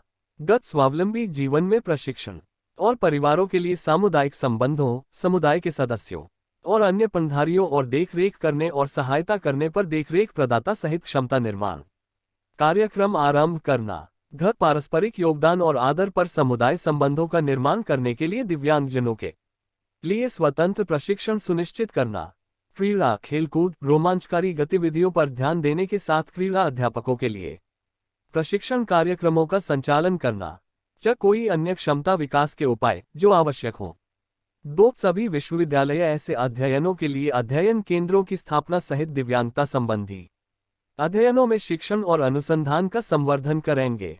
515, 3, उपधारा 1 में कथित बाध्यता को पूरा करने के लिए समुचित सरकार प्रत्येक 5 वर्ष में आवश्यकता आधारित विश्लेषण करेगी और भर्ती, प्रवेश, सुग्राह्यता अभिसंस्करण और इस अधिनियम में विभिन्न उत्तरदायित्वों के निर्वाह के लिए उपयुक्त कार्मिकों के प्रशिक्षण के लिए योजनाएं बनाएगी और सुगम्य परिसर बनाने के लिए सेवा प्रदाताओं द्वारा पहुंच के लिए समय सीमा, मानव समाधान, विकास।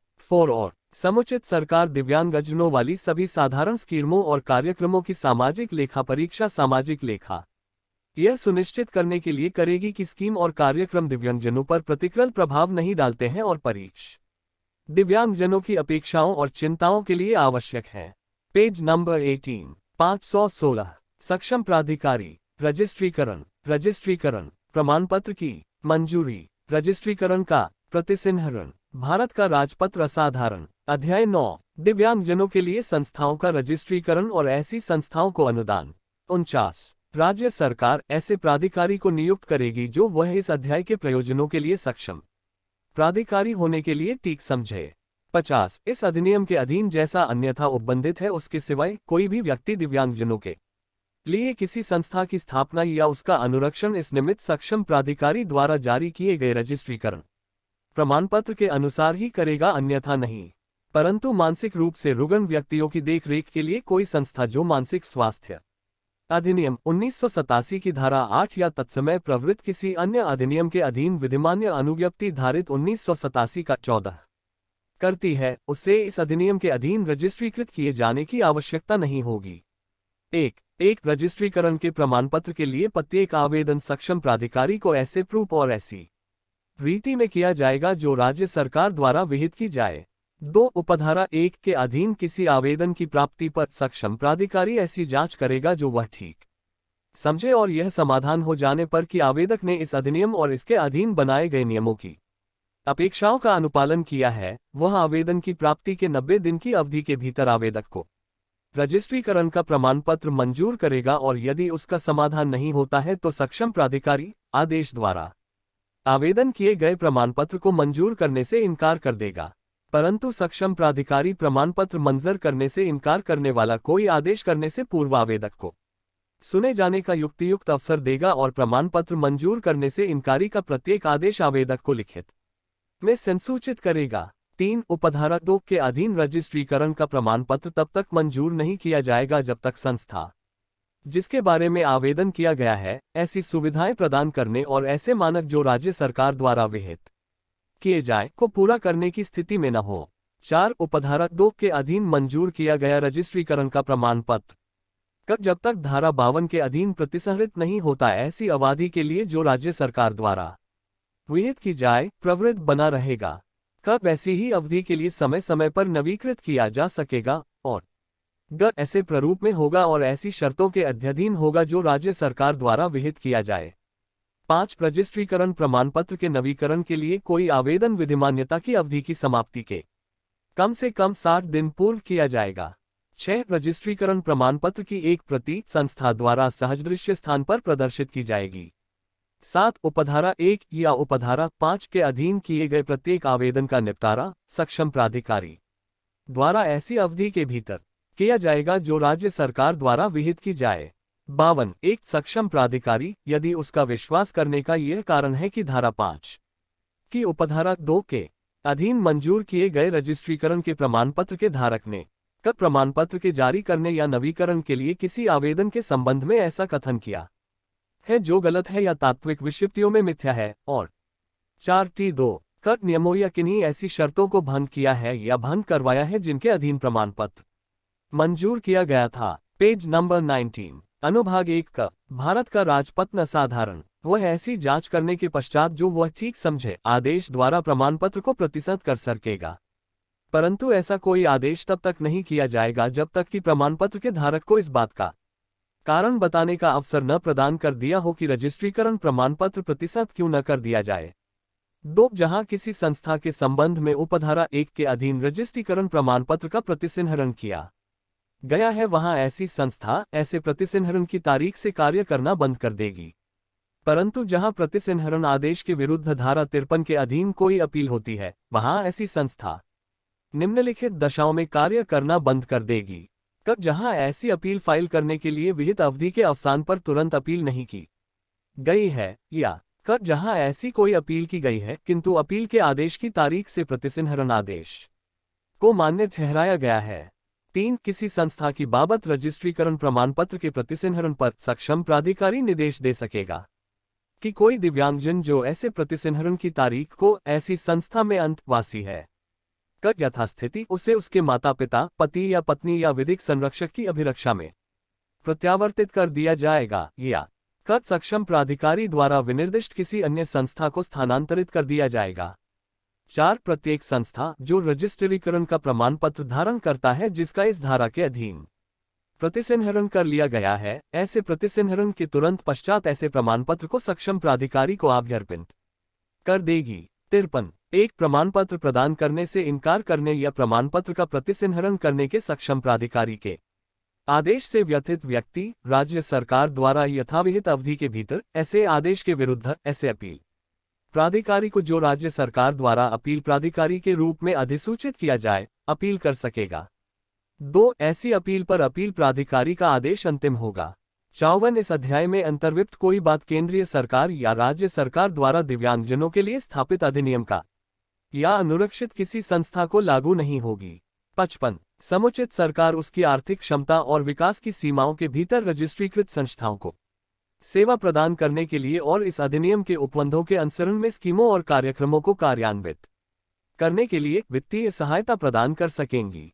अध्याय 10 अपील विनिर्दिष्ट दिव्यांगताओं का प्रमाणन केंद्रीय या राज्य सरकार द्वारा स्थापित या फ्री टूफा को लागू न होना। रजिस्ट्रीकृत संस्थाओं को सहायता 56 केंद्रीय सरकार किसी व्यक्ति में विनिर्दिष्ट दिव्यांगता की सीमा का निर्धारण करने के प्रयोजन के लिए विनिर्दिष्ट मार्गदर्शक सिद्धांतों को अधिसूचित करेगी।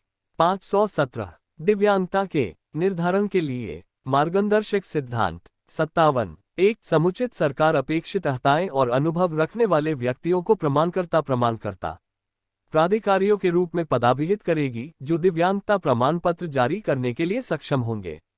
पदाभिधान पेज नंबर 20 518 प्रमाणन की प्रक्रिया प्रमाणकर्ता प्राधिकारी के विनिश्चय के विरुद्ध अपील केंद्रीय दिव्यांगता सलाहकार बोर्ड का गठन भारत का राजपत्र असाधारण 2 समुचित सरकार उस अधिकारिता को और उन निबंधनों और शर्तों को भी अधिसूचित करेगी जिनके अधीन रहते हुए प्रमाणकर्ता प्राधिकारी अपने प्रमाणकारी कृत्यों का पालन करेगा। 58 एक कोई विनिर्दिष्ट दिव्यांगजन अधिकारिता रखने वाले प्रमाणकर्ता प्राधिकारी को ऐसी रीति में जो केंद्रीय सरकार द्वारा विहित की जाए दिव्यांगता का प्रमाण पत्र जारी करने के लिए आवेदन कर सकेगा। 2 उपधारा 1 के अधीन आवेदन की प्राप्ति पर प्रमाणकर्ता प्राधिकारी धारा 56 के अधीन अधिसूचित सुसंगत मार्गदर्शक सिद्धांतों के अनुसार संबंधित व्यक्ति की दिव्यांगता का निर्धारण करेगा और ऐसे निर्धारण के पश्चात यथास्थिति का ऐसे व्यक्ति को ऐसे प्रारूप में जो केंद्रीय सरकार द्वारा विहित किया जाए दिव्यांगता का एक प्रमाण पत्र जारी करेगा का उसे लिखित में सूचित करेगा कि उसको कोई विनिर्दिष्ट दिव्यांगता नहीं है। 3 इस धारा के अधीन जारी दिव्यांगता का प्रमाण पत्र संपूर्ण देश में मान्य होगा। 59 एक प्रमाणकर्ता प्राधिकारी के विनिश्चय से व्यथित कोई व्यक्ति ऐसे विनिश्चय के विरुद्ध ऐसे समय और ऐसी रीति में जो राज्य सरकार द्वारा विहित की जाए इस प्रयोजन के लिए राज्य सरकार द्वारा यथापदाभिहित अपील प्राधिकारी को अपील कर सकेगा। 2 किसी अपील की प्राप्ति पर अपील प्राधिकारी अपील का ऐसी रीति में जो राज्य सरकार द्वारा विहित की जाए विनिश्चय करेगा। 34,414 11 केंद्रीय और राज्य दिव्यांगता सलाहकार बोर्ड तथा जिला स्तर समिति।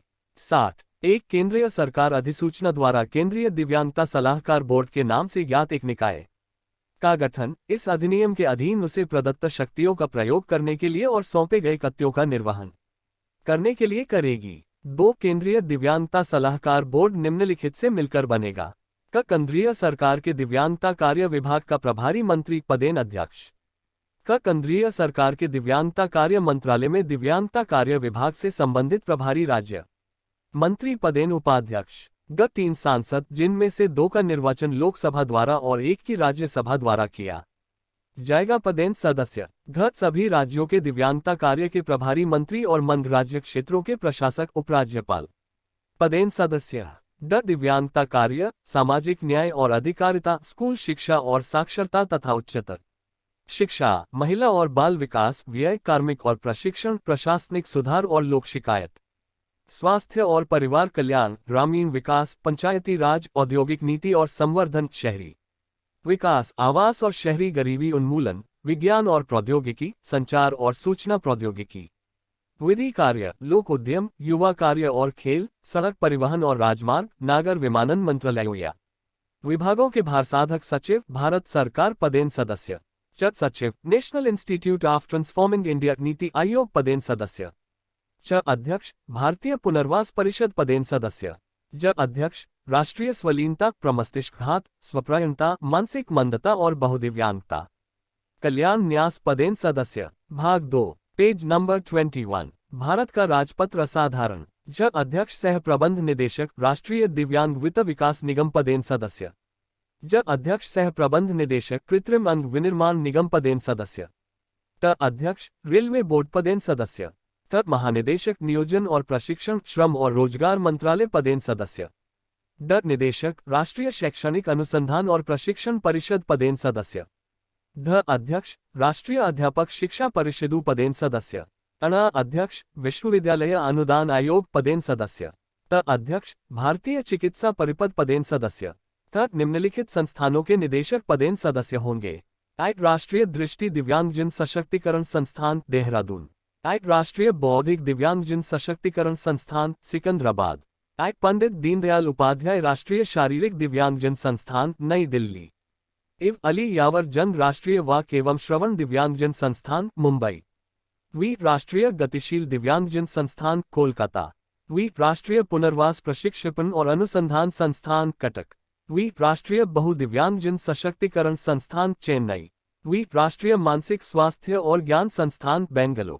Indian sign language research and training centre, Delhi. द केंद्रीय सरकार द्वारा नाम निर्देशित किए जाने वाले सदस्य। 5 व्यक्ति जो दिव्यांगता और पुनर्वास के क्षेत्र में विशेषज्ञ हैं। दिव्यांगता से संबंधित गैर सरकारी संगठनों या दिव्यांगजन संगठनों का प्रतिनिधित्व करने के लिए जहां तक व्यवहार्य हो, ऐसे 10 व्यक्ति जो दिव्यांगजन हो, परंतु नामनिर्दिष्ट 10 व्यक्तियों में से कम 5 महिलाएं होगी और कम से कम एक व्यक्ति अनुसूचित जाति और अनुसूचित जनजाति में से होगा। राष्ट्रीय स्तर के वाणिज्य और उद्योग मंडल में से 3 प्रतिनिधि तक। ध दिव्यांगता नीति के विषय से संबंधित भारत सरकार का संयुक्त सचिव पदेन सदस्य। सचिव 61 इस अधिनियम के अधीन अन्यथा उपबंधित के सिवाय धारा 60 की उपधारा 2 के खंड द के अधीन नामनिर्दिष्ट केंद्रीय सलाहकार बोर्ड का कोई सदस्य उसके नामनिर्देशन की तारीख से 3 वर्ष की अवधि के लिए पद धारण करेगा, परंतु ऐसा सदस्य उसकी पदावधि की समाप्ति के होते हुए भी तब तक अपने पद पर रहेगा जब तक कि उसका उत्तरवर्ती पद ग्रहण नहीं कर लेता है। 2 केंद्रीय सरकार, यदि वह ठीक समझे तो धारा 60 की उपधारा 2 के खंड द के अधीन नामनिर्दिष्ट किसी सदस्य को उसकी पदावधि की समाप्ति से पूर्व उसे हेतुक उपदर्शित करने का युक्तियुक्त अवसर देने के पश्चात पद से हटा सकेगी। 519 सदस्यों की सेवा के निबंधन और शर्तें, पेज नंबर 22। 520 निर्हीनता, सदस्यों द्वारा स्थानों की रिक्ति। केंद्रीय दिव्यांगता सलाहकार बोर्ड के कृत्य। भारत का राजपत्र असाधारण। 3 धारा 60 की उपधारा 2 के खंड द के अधीन नामनिर्दिष्ट कोई सदस्य केंद्रीय सरकार को संबोधित अपने हस्ताक्षर से किसी भी समय अपना पद त्याग सकेगा और तत्पश्चात उक्त सदस्य का पद रिक्त हो जाएगा। 4 केंद्रीय सलाहकार बोर्ड में किसी आकस्मिक रिक्ति को नए नामनिर्देशन द्वारा भरा जाएगा और रिक्ति को भरने के लिए नामनिर्दिष्ट व्यक्ति केवल उस सदस्य की शेष अवधि के लिए पद धारण करेगा जिसके स्थान पर वह इस प्रकार नामनिर्दिष्ट किया गया था। 5 धारा 60 की उपधारा 2 के खंड द के उपखंड या उपखंड के अधीन नामनिर्दिष्ट कोई सदस्य पुनः नामनिर्देशन के लिए पात्र होगा। 6 धारा 60 की उपधारा 2 के खंड द के उपखंड और उपखंड के अधीन नामनिर्दिष्ट सदस्य ऐसे भत्ते प्राप्त करेंगे जो केंद्रीय सरकार द्वारा विहित किए जाएं। 62 कोई व्यक्ति केंद्रीय सलाहकार बोर्ड का सदस्य नहीं होगा जो दिवालिया है या जिसे किसी समय दिवालिया न्याय निर्णीत किया गया है या उसने अपने ऋणों के संदाय को निलंबित किया है या अपने लेनदारों के साथ उपशमन किया है, या जो विकृतचित है और उसे सक्षम न्यायालय द्वारा ऐसा घोषित किया गया है, या जो ऐसे किसी अपराध के लिए सिद्धदोष है या ठहराया गया है जिसमें केंद्रीय सरकार की राय में नैतिक अधमता अंतर्विलित है, या जो इस अधिनियम के अधीन किसी अपराध के लिए सिद्धदोष है या जिसे किसी समय सिद्धदोष ठहराया गया है, या जिसने केंद्रीय सरकार की राय में सदस्य के रूप में अपने पद का ऐसा दुरुपयोग किया है जो उसके पद पर बने रहने को साधारण जनता के हितों के प्रतिकूल ठहराता है। 2 इस धारा के अधीन केंद्रीय सरकार द्वारा हटाए जाने का कोई आदेश तब तक नहीं किया जाएगा जब तक कि संबद्ध सदस्य को उसके विरुद्ध हेतुक उपदर्शित करने का युक्तियुक्त अवसर प्रदान नहीं कर दिया जाता है। 3 धारा 61 की उपधारा 1 या उपधारा 5 में अंतर्विष्ट किसी बात के होते हैं भी इस धारा के अधीन पद से हटाया गया कोई सदस्य के रूप में पुनः नामनिर्देशन के लिए पात्र नहीं होगा। 64 केंद्रीय सलाहकार बोर्ड प्रत्येक 6 मास में कम से कम एक बैठक करेगा और अपनी बैठकों में सलाहकार बोर्ड की काबार के संव्यवहार के लिए ऐसे नियमों और प्रक्रिया का अनुपालन करेगा जो विहित की जाए। 63 यदि केंद्रीय सलाहकार बोर्ड का कोई सदस्य धारा 62 में विनिर्दिष्ट निर्हताग्रस्त हो जाता है तो उसका स्थान रिक्त हो जाएगा। 65 इस अधिनियम के उपबंधों के अधीन रहते हुए केंद्रीय दिव्यांगता सलाहकार बोर्ड दिव्यांगता विषयों पर राष्ट्रीय स्तर का परामर्शदाता और सलाहकार निकाय होगा और दिव्यांगजनों के सशक्तिकरण और अधिकारों के पूर्ण उपयोग के लिए समग्र नीति के सतत विकास को सुकर बनाएगा। 2 विशिष्टता और पूर्वगामी उपबंधों की व्यापकता पर प्रतिकूल प्रभाव डाले बिना केंद्रीय दिव्यांगता सलाहकार बोर्ड निम्नलिखित कृत्यों का पालन करेगा, अर्थात केंद्रीय सरकार और राज्य सरकारों को दिव्यांगता के बारे में नीतियों, कार्यक्रमों, विधान और परियोजनाओं पर सलाह देना। दिव्यांगजनों से संबंधित मुद्दों पर ध्यान देने के लिए एक राष्ट्रीय नीति का विकास करना। सरकार के सभी विभागों तथा सरकारी और अन्य गैर सरकारी संगठनों के जो दिव्यांगजनों से संबंधित मामलों से संबंधित हैं कार्यकलापों का पुनर्विलोकन और समन्वयन करना। भाग 2 पेज नंबर 23 भारत का राजपत्र असाधारण राष्ट्रीय योजनाओं में दिव्यांगजनों के लिए स्कीमों और परियोजनाओं का उपबंध करने की दृष्टि से संबंधित प्राधिकारियों और अंतर्राष्ट्रीय संगठनों के साथ दिव्यांगजनों के मामलों पर विचार करना। सूचना सेवाओं के प्रति दिव्यांगजनों की पहुंच, युक्तियुक्त वास और भेदभावहीनता को सुनिश्चित करने के लिए और उसके लिए वातावरण तैयार करना तथा सामाजिक जीवन में उनकी भागीदारी के लिए उपायों की सिफारिश करना। दिव्यांगजनों की संपूर्ण भागीदारी की सफलता के लिए विधियों, नीतियों और कार्यक्रमों के प्रभाव की मॉनिटरी और मूल्यांकन करना और ऐसे अन्य कृत्य करना जो समय समय पर केंद्रीय सरकार द्वारा सौंपे जाएं।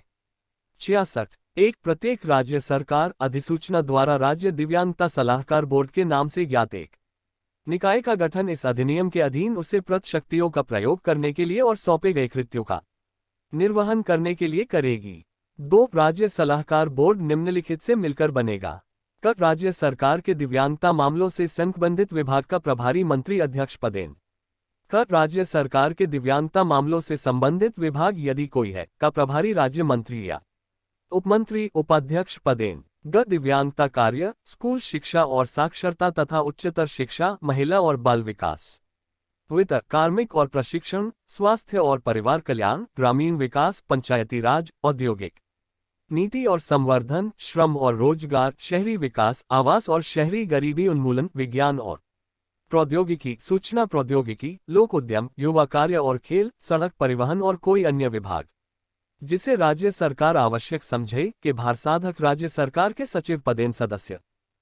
राज्य विधान मंडल के 3 सदस्य जिनमें से 2 का निर्वाचन विधानसभा द्वारा और 1 सदस्य का विधान परिषद यदि कोई हो द्वारा किया जाएगा और जहां कोई विधान परिषद नहीं है वहां 3 सदस्यों का निर्वाचन विधानसभा द्वारा किया जाएगा। सदस्य पदेन है अगर राज्य सरकार द्वारा नामनिर्दिष्ट किए जाने वाले सदस्य 5 सदस्य जो दिव्यांगता और पुनर्वास के क्षेत्र में विशेषज्ञ हैं। जिलों का ऐसी रीति में जो विहित की जाए प्रतिनिधित्व करने के लिए चक्रानुक्रम में राज्य सरकार द्वारा नामनिर्दिष्ट किए जाने वाले 5 सदस्य, परंतु इस उपरखंड के अधीन कोई नामनिर्देशन सिवाय संबंधित जिला प्रशासन की सिफारिश के नहीं किया जाएगा। गैर सरकारी संगठनों या संगमों जो दिव्यांगता से संबद्ध है का प्रतिनिधित्व करने के लिए जहां तक व्यवहार्य हो ऐसे 10 व्यक्ति जो दिव्यांगजन हो, परंतु इस खंड के अधीन नामनिर्दिष्ट 10 व्यक्तियों में से कम 5 महिलाएं होगी और कम से कम एक व्यक्ति अनुसूचित जाति और अनुसूचित जनजाति में से होगा।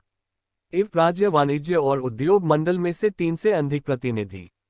राज्य सरकार में दिव्यांगता विषयों से संबंधित विभाग में ऐसा अधिकारी जो संयुक्त सचिव की पंक्ति से नीचे की पंक्ति का न हो पदेन सदस्य सचिव।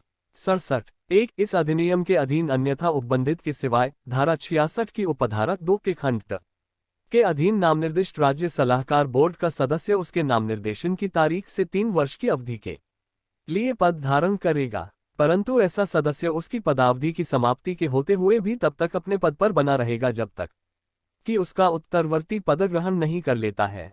52 गुज्जर दिव्यांगता सलाहकार बोर्ड सदम्या की सेवा का निबंधन और शर्तें। Page number 24, 522। निर्हता स्थानों का रिक्त होना।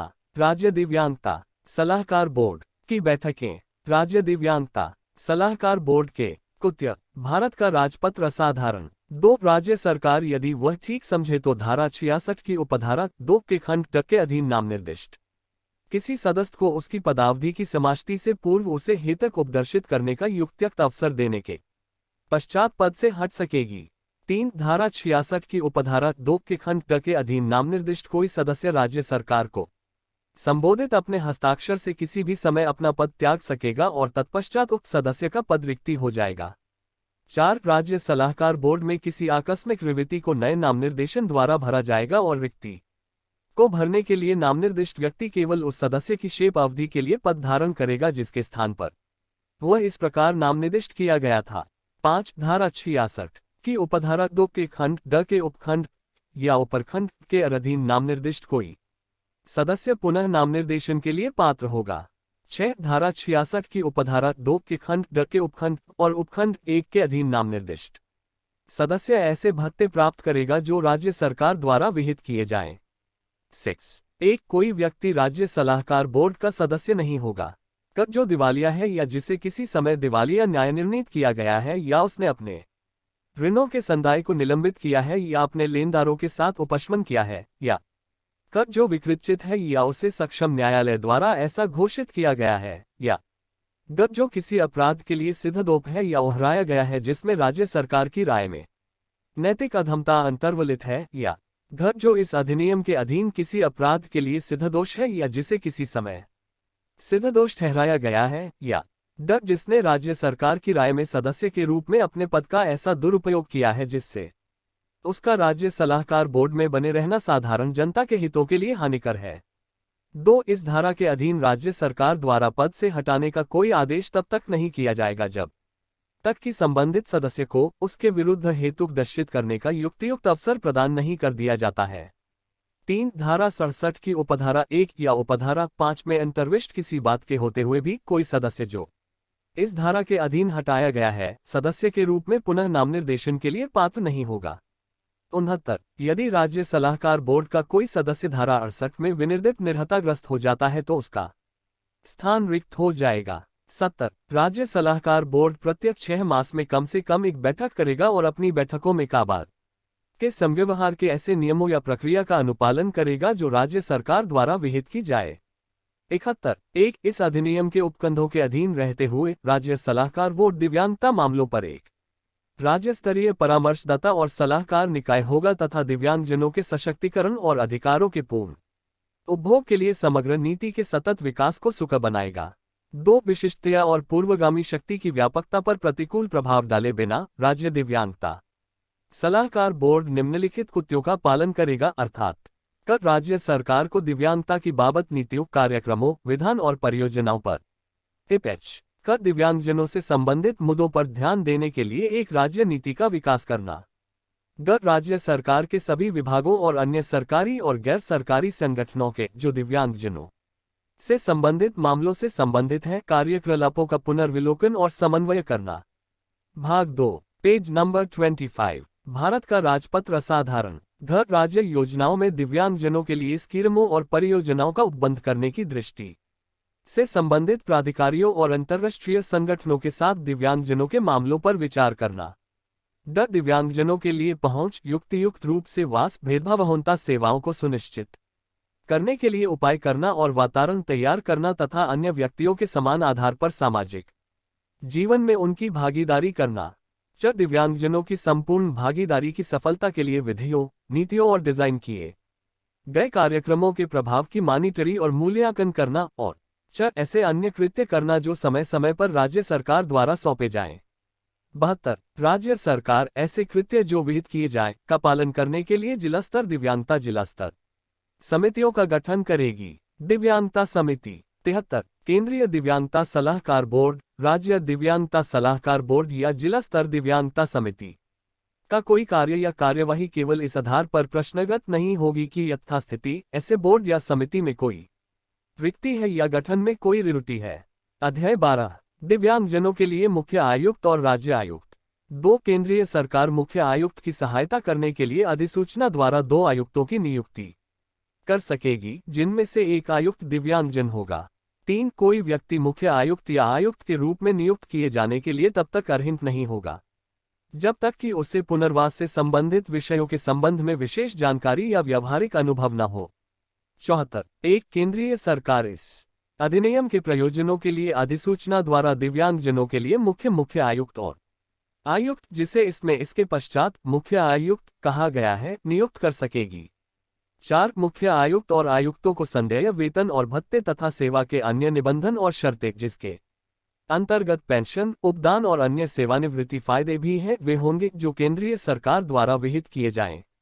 केंद्रीय सरकार मुख्य आयुक्त की उसके कृत्यों के निर्वहन में सहायता करने के लिए अपेक्षित अधिकारियों और अन्य कर्मचारियों की प्रकृति तथा प्रवर्गों का अवधारण करेगी और मुख्य आयुक्त को उतने ऐसे अधिकारी और अन्य कर्मचारी उपलब्ध कराएगी जो वह ठीक समझे।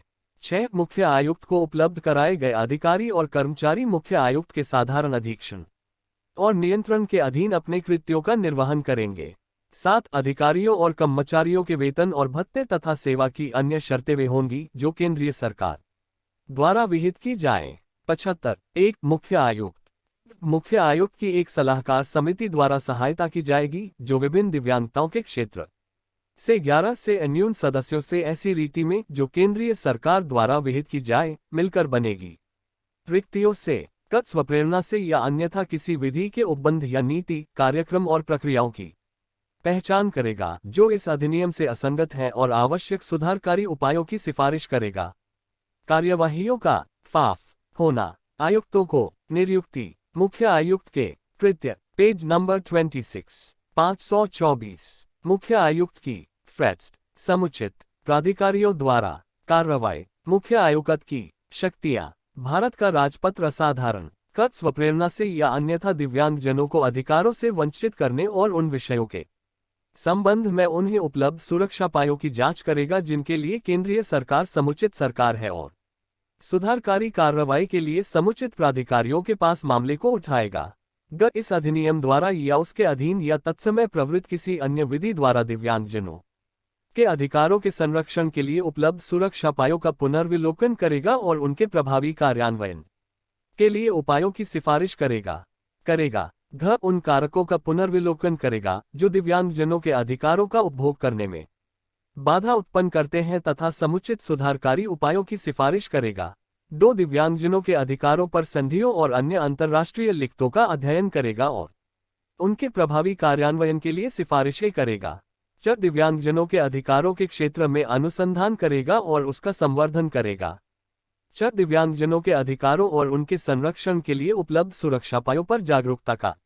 दिव्यांगजनों के लिए आश्रित इस अधिनियम के उपबंधों, स्कीमों और कार्यक्रमों के कार्यान्वयन की मॉनिटरी करेगा। दिव्यांगजनों के फायदे के लिए केंद्रीय सरकार द्वारा संवितरित निधियों के उपयोजन की मॉनिटरी करेगा। और 2 मुख्य आयुक्त इस अधिनियम के अधीन अपने कृत्यों का निर्वहन करते हुए किसी भी विषय पर आयुक्तों से परामर्श करेगा। ऐसे अन्य कृत्यों को करेगा जो केंद्रीय सरकार द्वारा सौंपे जाएं।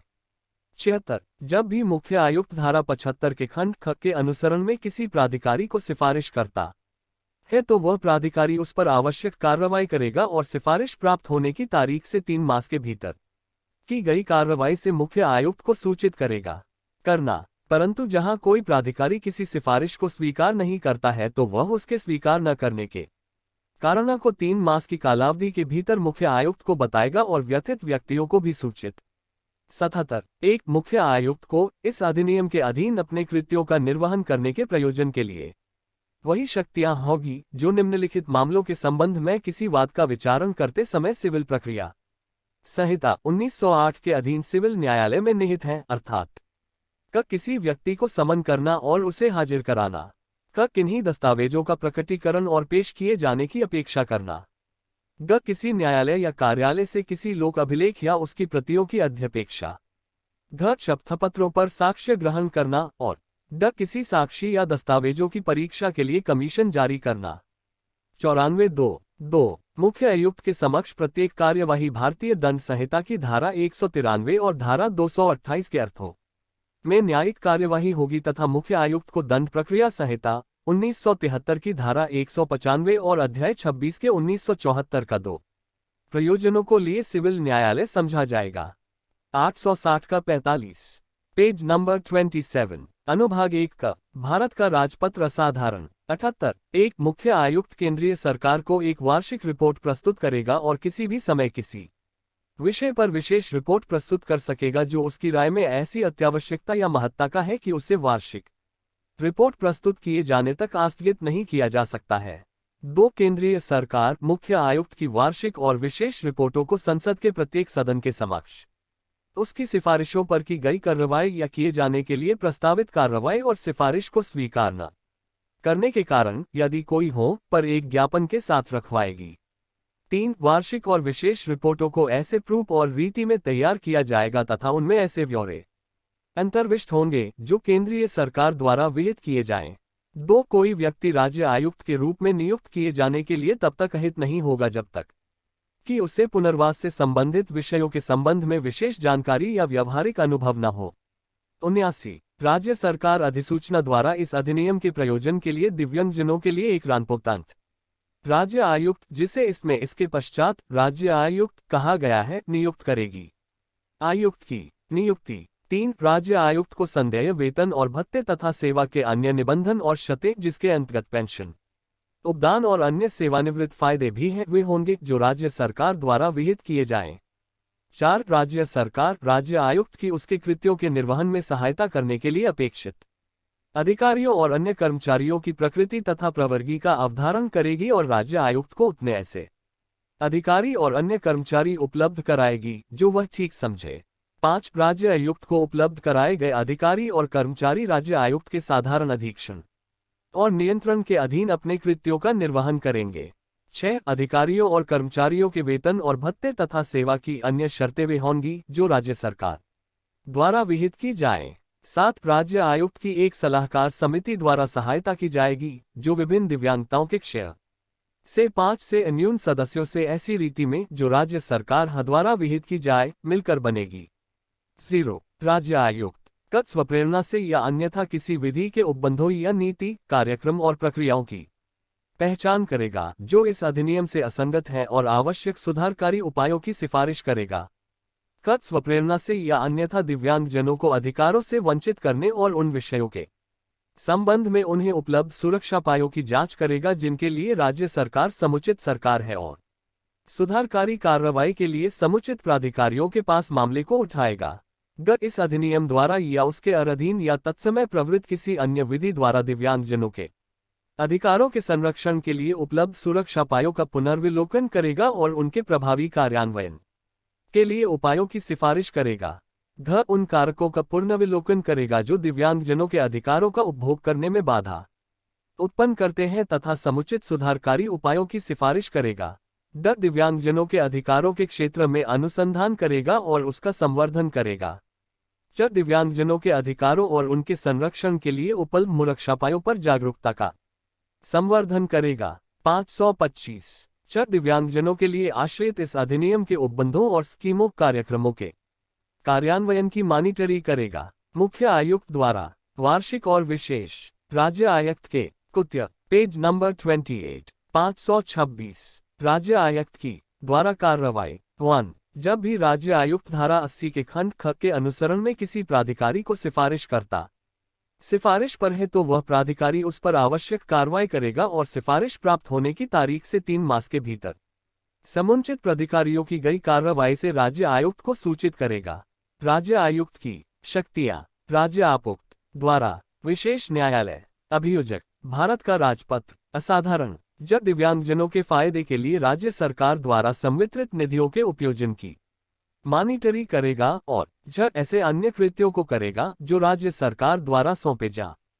परंतु जहां कोई प्राधिकारी किसी सिफारिश को स्वीकार नहीं करता है तो वह उसके स्वीकार न करने के कारणों को 3 मास की कालावधि के भीतर दिव्यांगजन राज्य आयुक्त को बताएगा और व्यथित व्यक्ति को भी सूचित करेगा। करना 2 एक राज्य आयुक्त को इस अधिनियम के अधीन अपने कृत्यों का निर्वहन करने के प्रयोजन के लिए वही शक्तियां होगी जो निम्नलिखित मामलों के संबंध में किसी वाद का विचारण करते समय सिविल प्रक्रिया संहिता 1908 के अधीन सिविल न्यायालय में निहित हैं, अर्थात क किसी व्यक्ति को समन करना और उसे हाजिर कराना।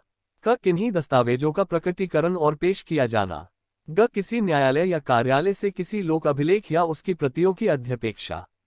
83। एक राज्य आयुक्त राज्य सरकार को एक वार्षिक रिपोर्ट प्रस्तुत करेगा और किसी भी समय किसी वांक और विशेषद विषय पर विशेष रिपोर्ट प्रस्तुत कर सकेगा जो उसकी राय में ऐसी अत्यावश्यकता या महत्ता की है कि उसे वार्षिक रिपोर्टिंग। घ शपथपत्रों पर साक्ष्य ग्रहण करना और ड किसी साक्षी या दस्तावेजों की परीक्षा के लिए कमीशन जारी करना।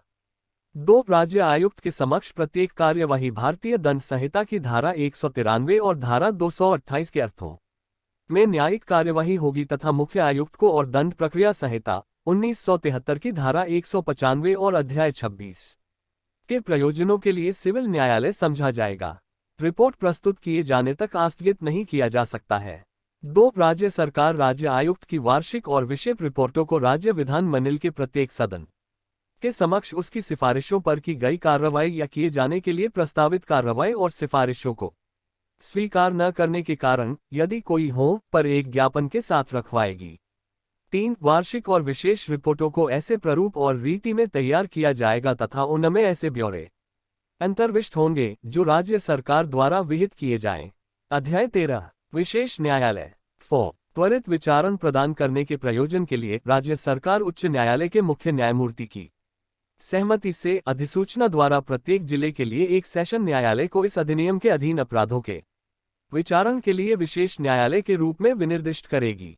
5 राज्य सरकार अधिसूचना द्वारा प्रत्येक विशेष न्यायालय के लिए उस न्यायालय में मामलों के संचालन के प्रयोजन के लिए विशेष लोक अभियोजक के रूप में एक लोक अभियोजक विनिर्दिष्ट करेगी या किसी ऐसे अधिवक्ता की नियुक्ति करेगी जो 7 वर्ष से न्यून अवधि के लिए अधिवक्ता के रूप में व्यवसाय कर रहा हो। भाग 2 1860 का 45 1974 का 2 पेज नंबर 29 अनुभाग 1 का 1890 16 भारत का राजपत्र असाधारण 2 उपधारा 1 के अधीन नियुक्त विशेष लोक अभियोजक ऐसी फीस या पारिश्रमिक प्राप्त करने का हकदार होगा जो राज्य सरकार द्वारा विहित की जाए।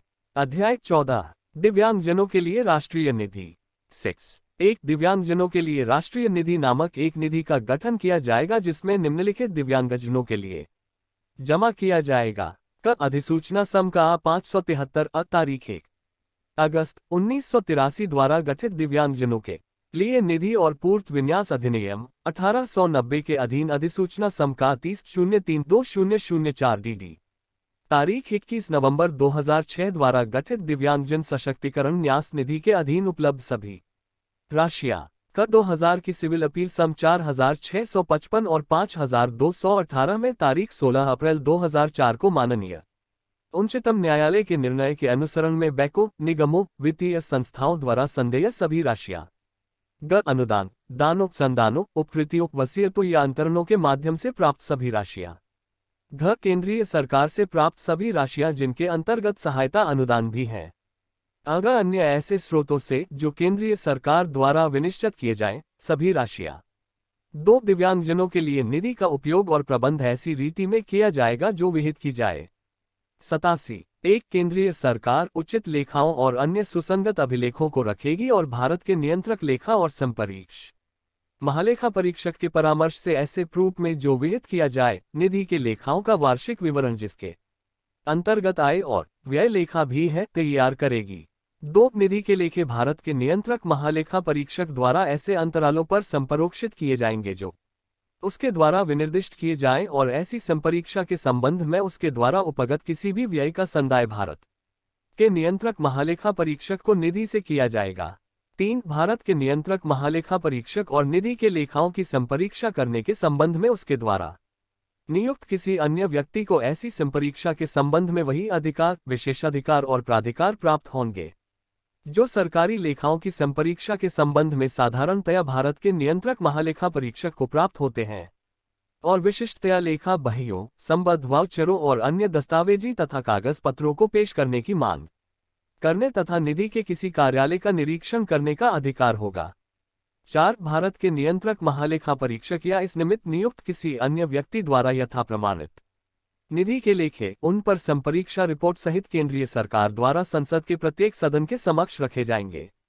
अध्याय 15 दिव्यांगजनों के लिए राज्य निधि। 527।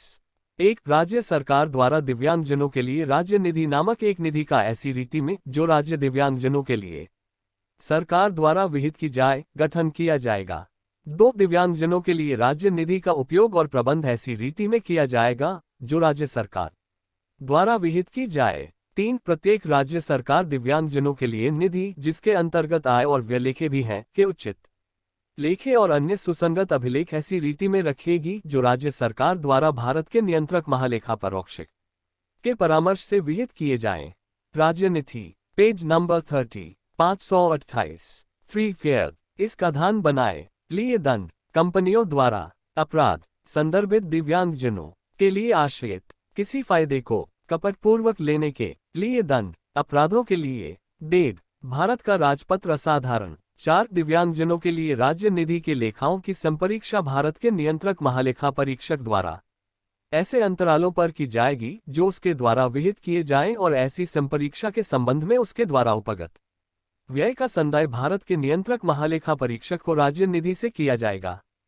5 भारत के नियंत्रक महालेखा परीक्षक और दिव्यांगजनों के लिए राज्य निधि के लेखाओं की संपरीक्षा के संबंध में उसके द्वारा नियुक्त किए गए किसी व्यक्ति को उस संपरीक्षा के संबंध में वही अधिकार विशेषाधिकार और प्राधिकार होंगे जो सरकारी लेखाओं की संपरीक्षा के संबंध में भारत के नियंत्रक महालेखा परीक्षक को प्राप्त होते हैं और विशेष रूप से लेखा बहियों संबंध वाउचरों तथा अन्य दस्तावेजों और कागज पत्र पेश करने की मांग करने तथा राज्य निधि के कार्यालयों का निरीक्षण करने का अधिकार होगा। 6 भारत के नियंत्रक महालेखा परीक्षक या दिव्यांगजनों के लिए राज्य निधि के लेखाओं की संपरीक्षा के संबंध में उसके द्वारा नियुक्त किए गए किसी अन्य व्यक्ति द्वारा यथा प्रमाणित राज्य निधि के लेखे उस पर संपरीक्षा रिपोर्ट के साथ राज्य विधान मंडल के प्रत्येक सदन के जहां वह 2 सदनों से मिलकर बना है या जहां ऐसे विधान मंडल में एक सदन है उस सदन के समक्ष रखे जाएंगे। 34,644 16 अपराध और शास्तियां 9 एक कोई व्यक्ति जो इस अधिनियम या उसके अधीन बनाए गए किसी नियम के उपबंधों का उल्लंघन करता है पहले उल्लंघन के लिए जुर्माने से जो 10,000 रुपये तक का हो सकेगा और किसी पश्चातवर्ती उल्लंघन के लिए जुर्माने से जो 50,000 रुपये से कम नहीं होगा किंतु जो 5 लाख रुपये तक का हो सकेगा दंडनीय होगा। 90 एक जहां इस अधिनियम के अधीन कोई अपराध किसी कंपनी द्वारा किया गया है वहां ऐसा प्रत्येक व्यक्ति जो उस अपराध के किए जाने के समय कंपनी के कारोबार के संचालन के लिए उस कंपनी का भार साधक था और कंपनी के प्रति उत्तरदायी था और साथ ही वह कंपनी भी ऐसे अपराध के लिए दोषी समझे जाएंगे और अपने विरुद्ध कार्यवाही किए जाने और तदनुसार दंडित किए जाने के भागी होंगे। परंतु इस उपधारा की कोई बात इस अधिनियम में उपबंधित किसी दंड के लिए किसी ऐसे व्यक्ति को भागी नहीं बनाएगी यदि वह यह साबित कर देता है कि अपराध उसकी जानकारी के बिना किया गया था या उसने अपराध के निवारण के लिए सब सम्यक तत्परता बरती थी। 2 उपधारा 1 में अंतर्विप्त किसी बात के होते हुए भी जहां इस अधिनियम के अधीन दंडनीय कोई अपराध किसी कंपनी द्वारा किया गया है और यह साबित हो जाता है कि अपराध कंपनी के किसी निदेशक प्रबंधक सचिव या अन्य अधिकारी की सम्मति या मौनानुकूलता से किया गया है या उस अपराध का किया जाना उसकी किसी उपेक्षा का कारण माना जा सकता है वहां ऐसा निदेशक प्रबंधक सचिव या अन्य अधिकारी भी उस अपराध का दोषी समझा जाएगा और तदनुसार अपने विरुद्ध कार्यवाही किए जाने और दंडित किए जाने का भागी होगा। स्पष्टीकरण इस धारा के प्रयोजनों के लिए का कंपनी से कोई निर्गमित निकाय अभिप्रेत है और इसमें कोई फर्म या व्यष्टियों का कोई अन्य संगम सम्मिलित है और 92 जो कोई का फर्म के संबंध में निदेशक से उस फर्म का कोई भागीदार अभिप्रेत है। 91 जो कोई कपटपूर्वक संदर्भित दिव्यांगजनों के लिए आश्रित किसी फायदे को लेता है या लेने का प्रयत्न करता है वह कारावास से जिसकी अवधि 2 वर्ष तक की हो सकेगी या जुर्माने से जो 1 लाख रुपए तक का हो सकेगा या दोनों से दंडनीय होगा। का किसी लोक दृष्टिगोचर स्थान में दिव्यांगजन को साशय अपमानित करता है या अपमान करने के आशय से अभित्रस्त करता है। भाग 2 पेज नंबर 31 अनुभाग 1 का भारत का राजपत्र असाधारण का किसी दिव्यांगजन पर उसका अनादर के आशय से हमला करता है या वल्ल प्रयोग करता है या दिव्यांग महिला की लज्जा भंग करता है। ग किसी दिव्यांगजन पर वास्तविक प्रभार या नियंत्रण रखते हुए स्वेच्छा या जानते हुए उसे भोजन या तरल पदार्थ देने से इनकार करता है। घ किसी दिव्यांग बालक या महिला की इच्छा को अधिशासित करने की स्थिति में होते हुए और उस स्थिति का उपयोग उनका लैंगिक रूप से शोषण करने के लिए करता है। ड किसी दिव्यांगजन के किसी अंग या इंद्रिय या सहायक युक्ति के उपयोग में स्वेच्छया क्षति, नुकसान पहुंचाता है या बाधा डालता है। च किसी दिव्यांग महिला पर कोई चिकित्सीय प्रक्रिया करता है, उसका संचालन करता है, किए जाने के लिए या निर्देश करता है जिससे उसकी अभिव्यक्त सम्मति के बिना गर्भावस्था की समाप्ति होती है या समाप्त होने की संभावना है, सिवाय उन मामलों में जहां रजिस्ट्रीकृत चिकित्सा व्यवसायियों की राय लेकर दिव्यांगता के गंभीर मामलों में गर्भावस्था के समापन के लिए और दिव्यांग महिला के संरक्षक की सहमति से भी चिकित्सीय प्रक्रिया की गई है। ऐसे कारावास से जिसकी अवधि 6 मास से कम की नहीं होगी किंतु जो 5 वर्ष तक की हो सकेगी और जुर्माने से दंडनीय होगा। 93 जो कोई इस अधिनियम या इसके अधीन किए गए किसी आदेश या निर्देश के अधीन पुस्तिका, लेखा या अन्य दस्तावेज पेश करने में या कोई विवरणी, जानकारी या विशिष्टियां इस अधिनियम या इसके अधीन किए गए किसी आदेश या निर्देश के उपबंधों के अनुसरण में पेश करने या देने या किए गए किसी प्रश्न का उत्तर देने के लिए कर्तव्यबद्ध है को पेश करने में असफल रहता है, वह प्रत्येक अपराध की बाबत जुर्माने से दंडनीय होगा, जो 25,000 रुपये तक का हो सकेगा और चालू असफलता या इनकार की दशा में अतिरिक्त जुर्माने से जो जुर्माने के दंड के अधिरोपण के मूल आदेश की तारीख के पश्चात चालू असफलता या इनकार के लिए प्रत्येक दिन के लिए 1,000 रुपये तक हो सकेगा, दंडनीय होगा। 94 कोई न्यायालय समुचित सरकार के पूर्वानुमोदन या इस निमित्त उसके द्वारा प्राधिकृत किसी अधिकारी द्वारा फाइल किए गए किसी परिवाद के सिवाय इस अध्याय के अधीन समुचित सरकार के किसी कर्मचारी द्वारा किए जाने के लिए अभिकथित किसी अपराध का संज्ञान नहीं लेगा। अध्याय 17 प्रकीर्ण 95 जहां इस अधिनियम के अधीन और किसी अन्य केंद्रीय या राज्य अधिनियम के भी अधीन कोई कार्य अनुकल्पी दंड या लोक किसी अपराध को गठित करता है, तब तत्समय प्रवृत्त किसी अन्य विधि में अंतर्विष्ट किसी बात के होते हुए भी ऐसे अपराध के लिए दोषी पाया गया अपराधी केवल ऐसे अधिनियम के दंड के लिए भागी होगा जो ऐसे दंड के लिए उपबंध करता है जो कि डिग्री में अधिक है।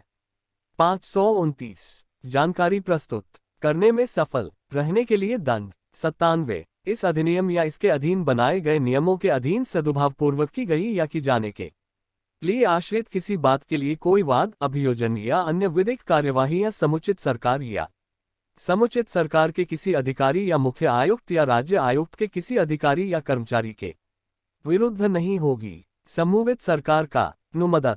96 इस अधिनियम के उपबंध तत्समय प्रवृत्त किसी अन्य विधि के उपबंधों के अतिरिक्त होंगे, न कि अन्य विधियां का अल्पीकरण में लागू होना, वर्जित न होना। सदापूर्वक की गई कार्रवाई के लिए संरक्षण। 98 एक यदि इस अधिनियम के उपबंधों को प्रभावी करने में कोई कठिनाई उत्पन्न होती है तो केंद्रीय कठिनाइयां दूर करने सरकार राजपत्र में प्रकाशित आदेश द्वारा ऐसे उपबंध कर सकेगी या ऐसे निर्देश दे सकेगी जो कठिनाई दूर करने की शक्ति के लिए आवश्यक या समीचीन प्रतीत होते हों, जो इस अधिनियम के उपबंधों से असंगत न हो।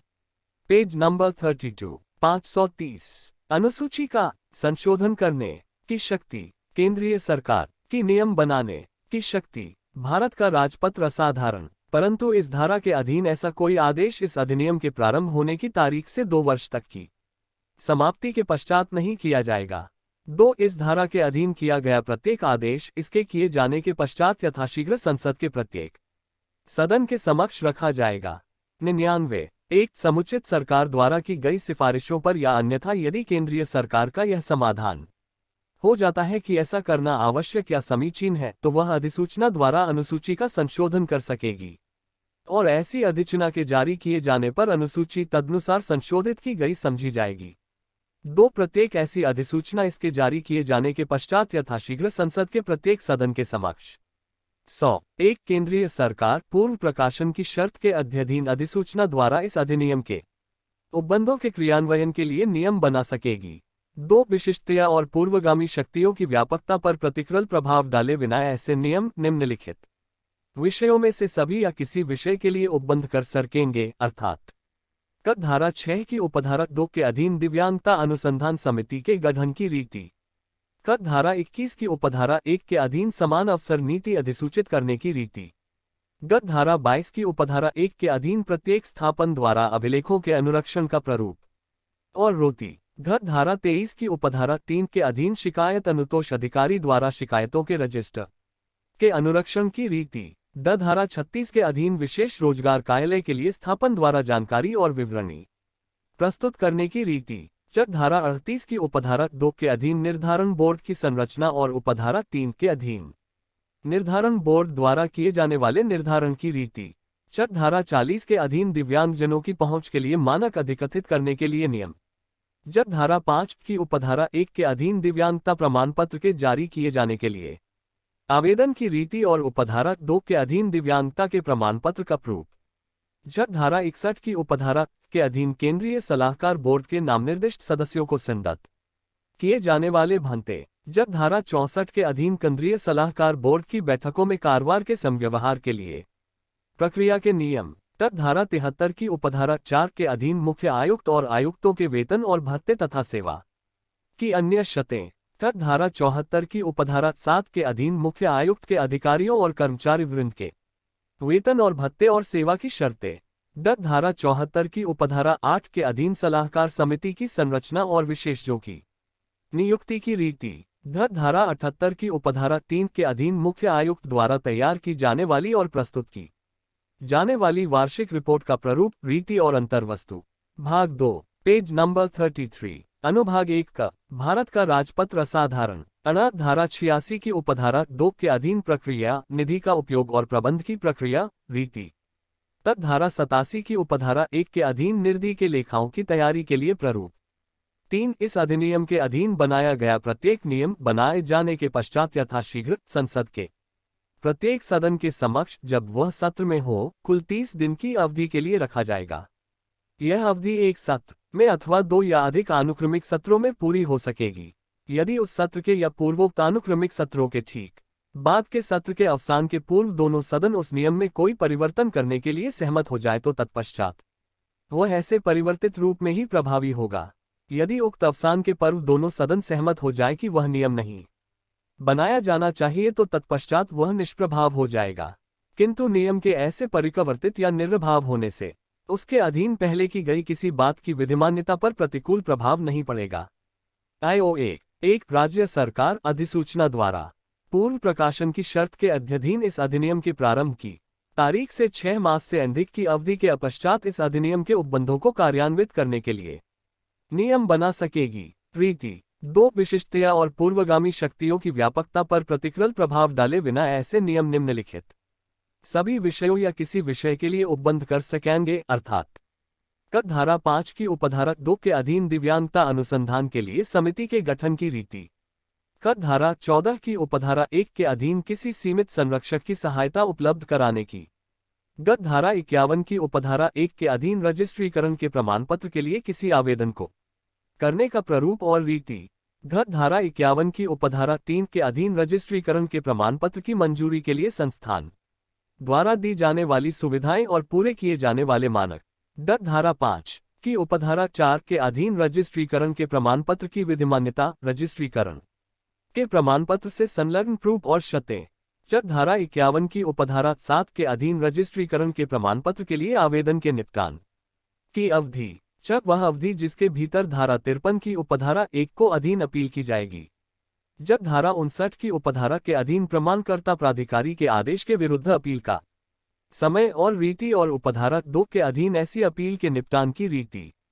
ज धारा 67 की उपधारा 6 के अधीन राज्य सलाहकार बोर्ड को नामनिर्दिष्ट सदस्यों को संदित किए जाने वाले भत्ते। ज धारा 70 के अधीन राज्य सलाहकार बोर्ड की बैठकों में काबार के समव्यवहार के लिए प्रक्रिया के नियम। ट धारा 72 के अधीन जिला स्तर समिति की संरचना और कत्य। ट धारा 79 की उपधारा 3 के अधीन राज्य आयुक्त का वेतन, भत्ते तथा सेवा की अन्य शर्त। ड धारा 79 की उपधारा 3 के अधीन राज्य आयुक्त के अधिकारियों और कर्मचारीवृंद के वेतन, भत्ता तथा सेवा की शर्त। ह धारा 79 की उपधारा 7 के अधीन सलाहकार समिति की संरचना और विशेषज्ञों की नियुक्ति की रीति। राज्य सरकार को नियम बनाने की शक्ति। Page number 34। 532 निरसन और व्यावृत्ति। एक राजपत्र असाधारण। अनाथ धारा 83 की उपधारा 3 के अधीन राज्य आयुक्त द्वारा तैयार की जाने वाली और प्रस्तुत की जाने वाली वार्षिक और विशेष रिपोर्टों का प्रारूप, रीति और अंतर्वस्तु। तत् धारा 85 की उपधारा 2 के अधीन विशेष लोक अभियोजक को संदत की जाने वाली फीस या पारिश्रमिक। तथा धारा 88 की उपधारा 1 के अधीन दिव्यांगजनों के लिए राज्य निधि के गठन की रीति और उपधारा 2 के अधीन राज्य निधि के उपयोग और प्रबंध की रीति। धारा 88 की उपधारा 3 के अधीन दिव्यांगजनों के लिए राज्य निधि के खातों को तैयार करने के लिए प्रारूप 3 इस अधिनियम के अधीन राज्य सरकार द्वारा बनाया गया प्रत्येक नियम इसके बनाए जाने के पश्चात यथाशीघ्र राज्य विधानमंडल के समक्ष, जहां 2 सदन है वहां प्रत्येक सदन के समक्ष, और जहां राज्य विधानमंडल का 1 सदन है उस सदन के समक्ष रखा जाएगा। 102 निःशक्त व्यक्ति समान अवसर अधिकार संरक्षण और पूर्ण भागीदारी अधिनियम 1995-199 का इसके द्वारा निरसित किया जाता है। 2 उक्त अधिनियम के ऐसे निरसन के होते हुए भी उक्त अधिनियम के अधीन की गई कोई बात या की हित 2 गई कोई कार्रवाई इस अधिनियम के तत्स्थानीय उपबंधों के अधीन की गई समझी जाएगी। Page number 35। 1 शारीरिक दिव्यांगता। भारत का राजपत्र असाधारण अनुसूची धारा 2 का खंड यग देखिए। विनिर्दिष्ट दिव्यांगता गतिविषयक दिव्यांगता सुनिश्चित गतिविधियों को करने में किसी व्यक्ति की असमर्थता जो स्वयं और वस्तुओं की गतिशीलता से सहबद्ध है, जिसका परिणाम पेशीकंकाल और तंत्रिका प्रणाली या दोनों में पीड़ा है, जिसके अंतर्गत का कुष्ठ रोगमुक्ति व्यक्ति से ऐसा व्यक्ति अभिप्रेत है जो कुष्ठ से रोगमुक्त हो गया है किंतु निम्नलिखित से पीड़ित है। एक हाथ या पैरों में सुग्राहीकरण का ह्रास के साथ साथ आंख और पलक में सुग्राहीकरण का हवास और आंशिक घात किंतु व्यक्त विरूपता नहीं है। एक व्यक्त विरूपता और आंशिक घात किंतु उसके हाथों और पैरों में पर्याप्ति गतिशीलता है जिससे वह सामान्य व्यावसायिक क्रियाकलापों में लगे रहने के लिए सक्षम है। अत्यंत शारीरिक विरूपता के साथ साथ वृद्ध जो उसे कोई लाभप्रद व्यवसाय करने से निवारित करती है और कुप्त रोगमुक्त व्यक्ति पद का तदनुसार अर्थ लगाया जाएगा। क प्रमस्तिष्क घात से कोई गैर प्रगामी तंत्र का स्थिति का समूह अभिप्रेत है जो शरीर के संचलन को और पेशियों के समन्वयन को प्रभावित करती है, जो मस्तिष्क के एक या अधिक विनिर्दिष्ट क्षेत्रों में क्षति के कारण उत्पन्न होता है, जो साधारणतः जन्म से पूर्व, जन्म के दौरान या जन्म के तुरंत पश्चात होता है। बौनापन से कोई चिकित्सीय या आनुवांशिक दशा अभिप्रेत है जिसके परिणामस्वरूप किसी वयस्क व्यक्ति की लंबाई 4 फीट 10 इंच 147 सेमी या उससे कम रह जाती है। दृष्टिगत ह्रास। पेशीय दुष्पोषण से वंशांगत आनुवांशिक पेशी रोग का समृह अभिप्रेत है जो मानव शरीर को संचलित करने वाली पेशियों को कमजोर कर देता है और बहुदुष्पोषण के रोगी व्यक्तियों को जीन में वह सूचना अशुद्ध होती है या नहीं होती है जो उन्हें उस प्रोटीन को बनाने से निवारित करती है जिसकी उन्हें स्वस्थ पेशियों के लिए आवश्यकता होती है। इसकी विक्षेपता प्रगामी कंकाल पेशी की कमजोरी, पेशी प्रोटीनों में त्रुटि और पेशी कोशिकाओं और टिश्युओं की मृत्यु है। तेजाबी आक्रमण पीड़ित से तेजाब या समान संक्षारित पदार्थ को फेंक कर किए गए हिंसक हमले के कारण विद्रपित कोई व्यक्ति अभिप्रेत है। अंधता से ऐसी दशा अभिप्रेत है जिसमें सर्वोत्तम सुधार के पश्चात व्यक्ति में निम्नलिखित स्थितियों में से कोई एक स्थिति विद्यमान होती है।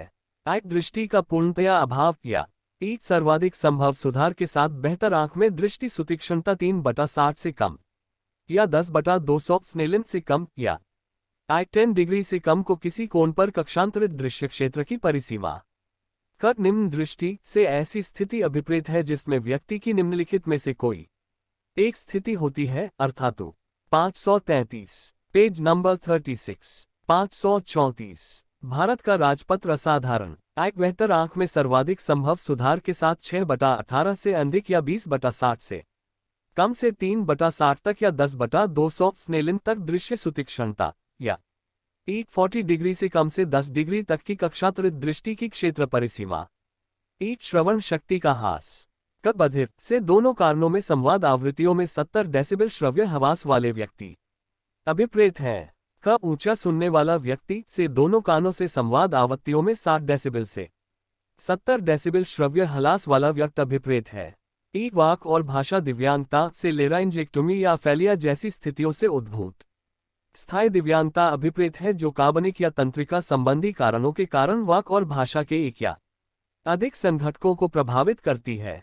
2 बौद्धिक दिव्यांगता से ऐसी स्थिति जिसकी विशेषता चौद्धिक कार्य, तार्किक, शिक्षण, समस्या समाधान और अनुकूलित व्यवहार दोनों में महत्वपूर्ण कमी होना है, जिसके अंतर्गत दैनिक सामाजिक और व्यवहार्य कौशलों की रंज है, जिसके अंतर्गत क विनिर्दिष्ट विद्या दिव्यांगताओं से स्थितियों का एक ऐसा विजातीय समूह अभिप्रेत है जिसमें भाषा को बोलने या लिखने की प्रक्रिया द्वारा आलेखन करने की कमी विद्यमान होती है, जो समझने, बोलने, पढ़ने, लिखने, अर्थ निकालने या गणितीय गणना करने में कमी के रूप में सामने आती है और इसके अंतर्गत बोधक दिव्यांगता, डायसेलेक्सिया, डायसेग्राफिया, डायस्किलकुलिया, डायसेप्रेजिया और विकासात्मक अफेसिया जैसी स्थितियां भी हैं।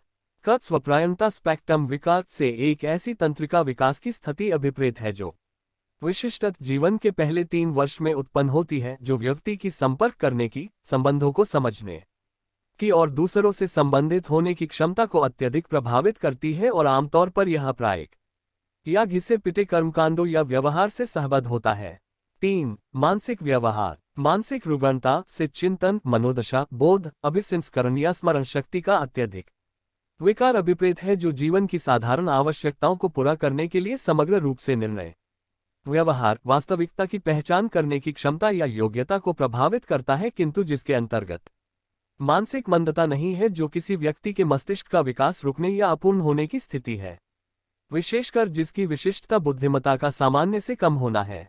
4. निम्नलिखित के कारण दिव्यांगता क चिरकारी तंत्रिका दशाएं जैसे एक बहुस्क्लेरोसिस से प्रवाहक तंत्रिका प्रणाली रोग अभिप्रेत है, जिसमें मस्तिष्क की तंत्रिका कोशिकाओं के अक्ष तंतुओं के चारों ओर रीढ़ की हड्डी की माइलिन सीथ क्षतिग्रस्त हो जाती है, जिससे डिमाइलिनेशन होता है और मस्तिष्क में तंत्रिका कोशिकाओं और रीढ़ की हड्डी की कोशिकाओं की एक दूसरे के साथ संपर्क करने की क्षमता प्रभावित होती है।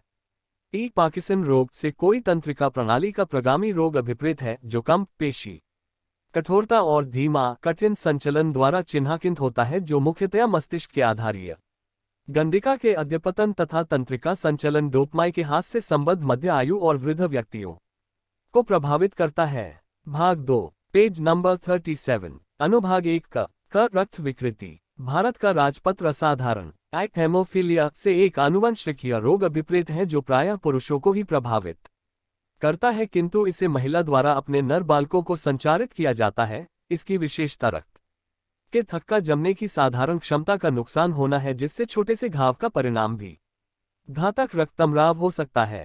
एक थैलेसीमिया से वंशानुगत विकृतियों का एक समूह अभिप्रेत है, जिसकी विशेषता हीमोग्लोबिन की कमी या अभाव है।